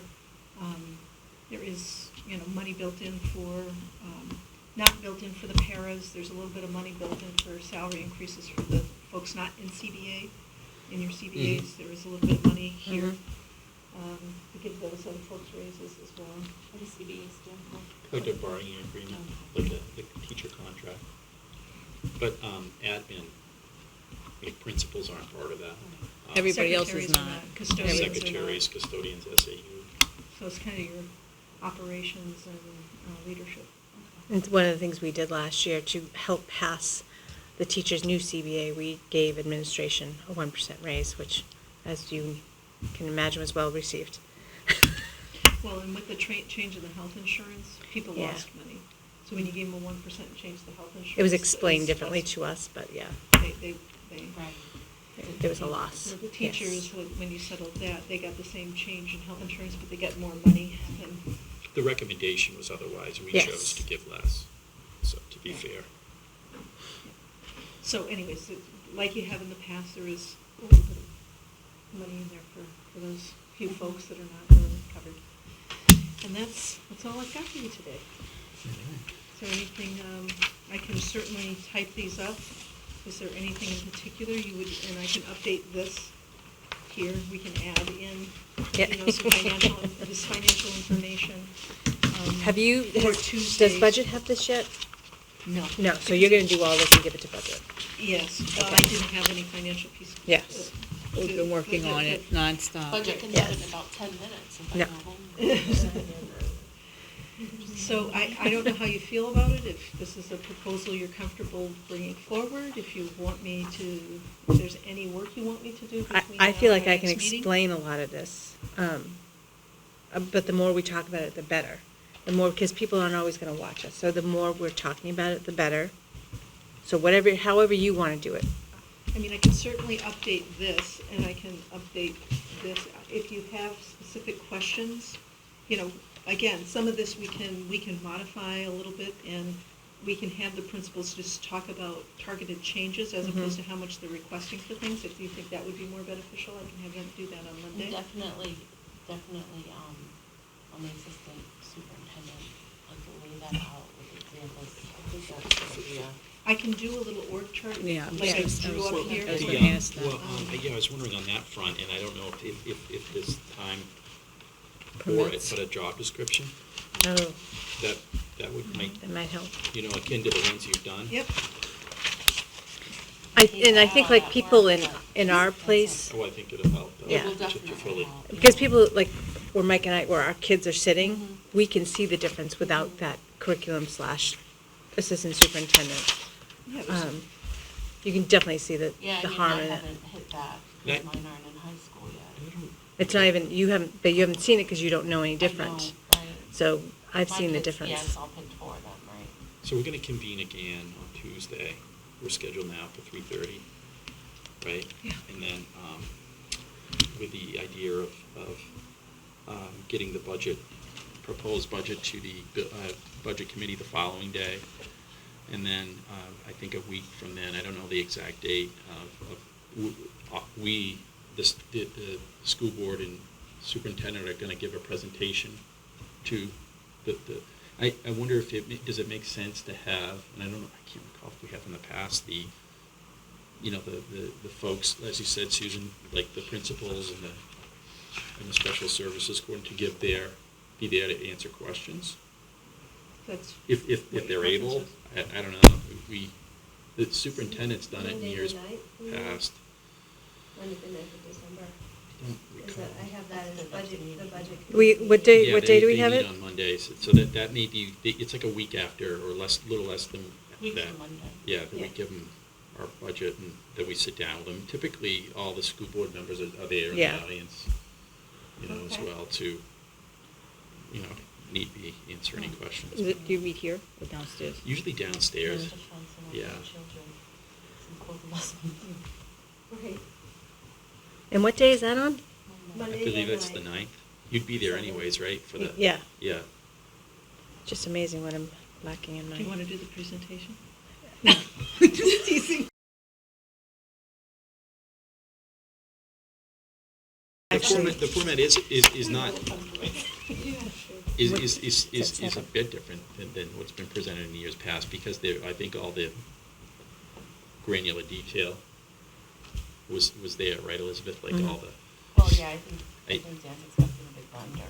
Yeah, usually we get huge binders and it takes us weeks to go I through can't, it. it could take us forever to do that. but No. The You can problem do is. without the binder, my house. I can do think without the this Okay. is, and the information that we have to be able to answer those questions that the budget will more than likely have, because you have a couple of new members who haven't been through it. I think this is great information, and having the two of you there to help us walk, will you be there? On Monday, the 9th? Yes. Probably, I can't do this Monday or Yeah. Tuesday. I have a school board meeting on Tuesday. It was working well when Yeah. when we had it on Tuesday and you guys had it on Yeah. Thursday. But no, that's what you need, just to fill in the words. I can do it, but sometimes I feel No, like I'm I, fine. yeah. I was just having a little fun for myself. I know. Well, and I just, like, we have, Look at how much fun I have talking about it. well, I mean, just I appreciate the way this is put together. Yeah. I'm not sure as adding every granular detail adds to it. no. I mean, they're a big, they're the big high points here. It's a full-time superintendent, it's the FTEs. Those are sort of big items. It was actually the changes that have been made over the last 2 years. We've seen what happened, and now we're like, nope, we do need those positions, Right. so we need to bring those back. Right. And I can, like I said, with my notes here, I think I can add that. Yeah. Here's the programmatic improvements that support this and the costs associated with that. And then the rest is just all, Yeah, another contractual. legitimate question that may arise is that, we're in negotiations with the paras right Yeah. now. I mean, I know that it won't belong here, but Yeah. what might it mean? I mean, I don't know if you can really say anything. Yeah, I don't even know if I we don't can. know. We don't know. I think having that administrative chart, too, as simplistic as it was, I think having that, This one? yes, and having that part of the packet is, Explaining what Yeah. the philosophy is, why it's put together that way. I think that, so it's simplistic, but you can understand it and see where we've been trying to go for the past 11 years. Like, to meet, for a while, we were doing so well. We were one of the top 10 schools, and things were going great. Well, what happened? Well, we tried moving things around, and now we're realizing we need to put these things in place to maintain that. That's when I babble. No, I mean, it's totally. I mean, I don't can see think- it. Especially with two newer members as well, Yeah. that they haven't been through this before. It's on the town side too. I mean, Yeah. they don't necessarily know all this. Okay. Well, I will try to pull this back together, make footnotes, and, again, if there's anything more besides this and something like this that you want, again, this is not perfect. This whole thing isn't perfect. Normally, I would want to have a little, summary by school, but we can't get there this year. Right. We just can't. because we've spent the time building all the templates to support this, so at least we feel like confident that we know, we have a good baseline. And I think that's, and explain that too, because again, these are things, everything's going to be new, but 3 years from now, give them the vision that we're walking away with. Yeah. 3 years from now, when I hand you the budget, you guys are gonna be able to look at it and say, oh, so last year we didn't do this, because it's right there. And it didn't move anywhere, it didn't get spent anywhere else, it's here. But I had a deficiency over here. So I need now, maybe when I do my budget, when you, Dr. Givens, do your budget, it's gonna be so easy to explain. So last year, okay, it's to that point again about the 3% proposed increase last year for admin. And Susan, you mentioned there's some funds allocated for raises. Are you contemplating, a cost of living or for for management or? Yes, so I put a certain Okay. amount of, I put a pot in, Mhm. to make salary adjustments. Not necessarily the same. And see- Because we know, like I said, I need to do the market analysis, and then Mhm. I might have less for some, because the market when we hire these positions, it might be a little less than what we put in, might be a little bit more. So some of it will go to making those, and so it wouldn't be like a percentage for that position. It could just be a little adjustment up or down. Other positions, there'd be a percentage, but, where we're doing all of these, I don't have the immediate data that I would want to have in order to be able to say, it's going to be this right this minute. I will have it, Mhm. when I make the decisions, but we just put a pot of money in to cover those, So in, to cost of living, and then, Right. and/or little modifications. going forward, we can have that in this line. This Yeah. is my administrative raises, cost of living, and then that's you. Right. Okay. Any other questions? Good. Thanks, everyone. Thank you. Coming on a Saturday. We are ending at We are adjourned. 11:53. And Yes. if you think of any other questions you have, just send me a little note, and then at the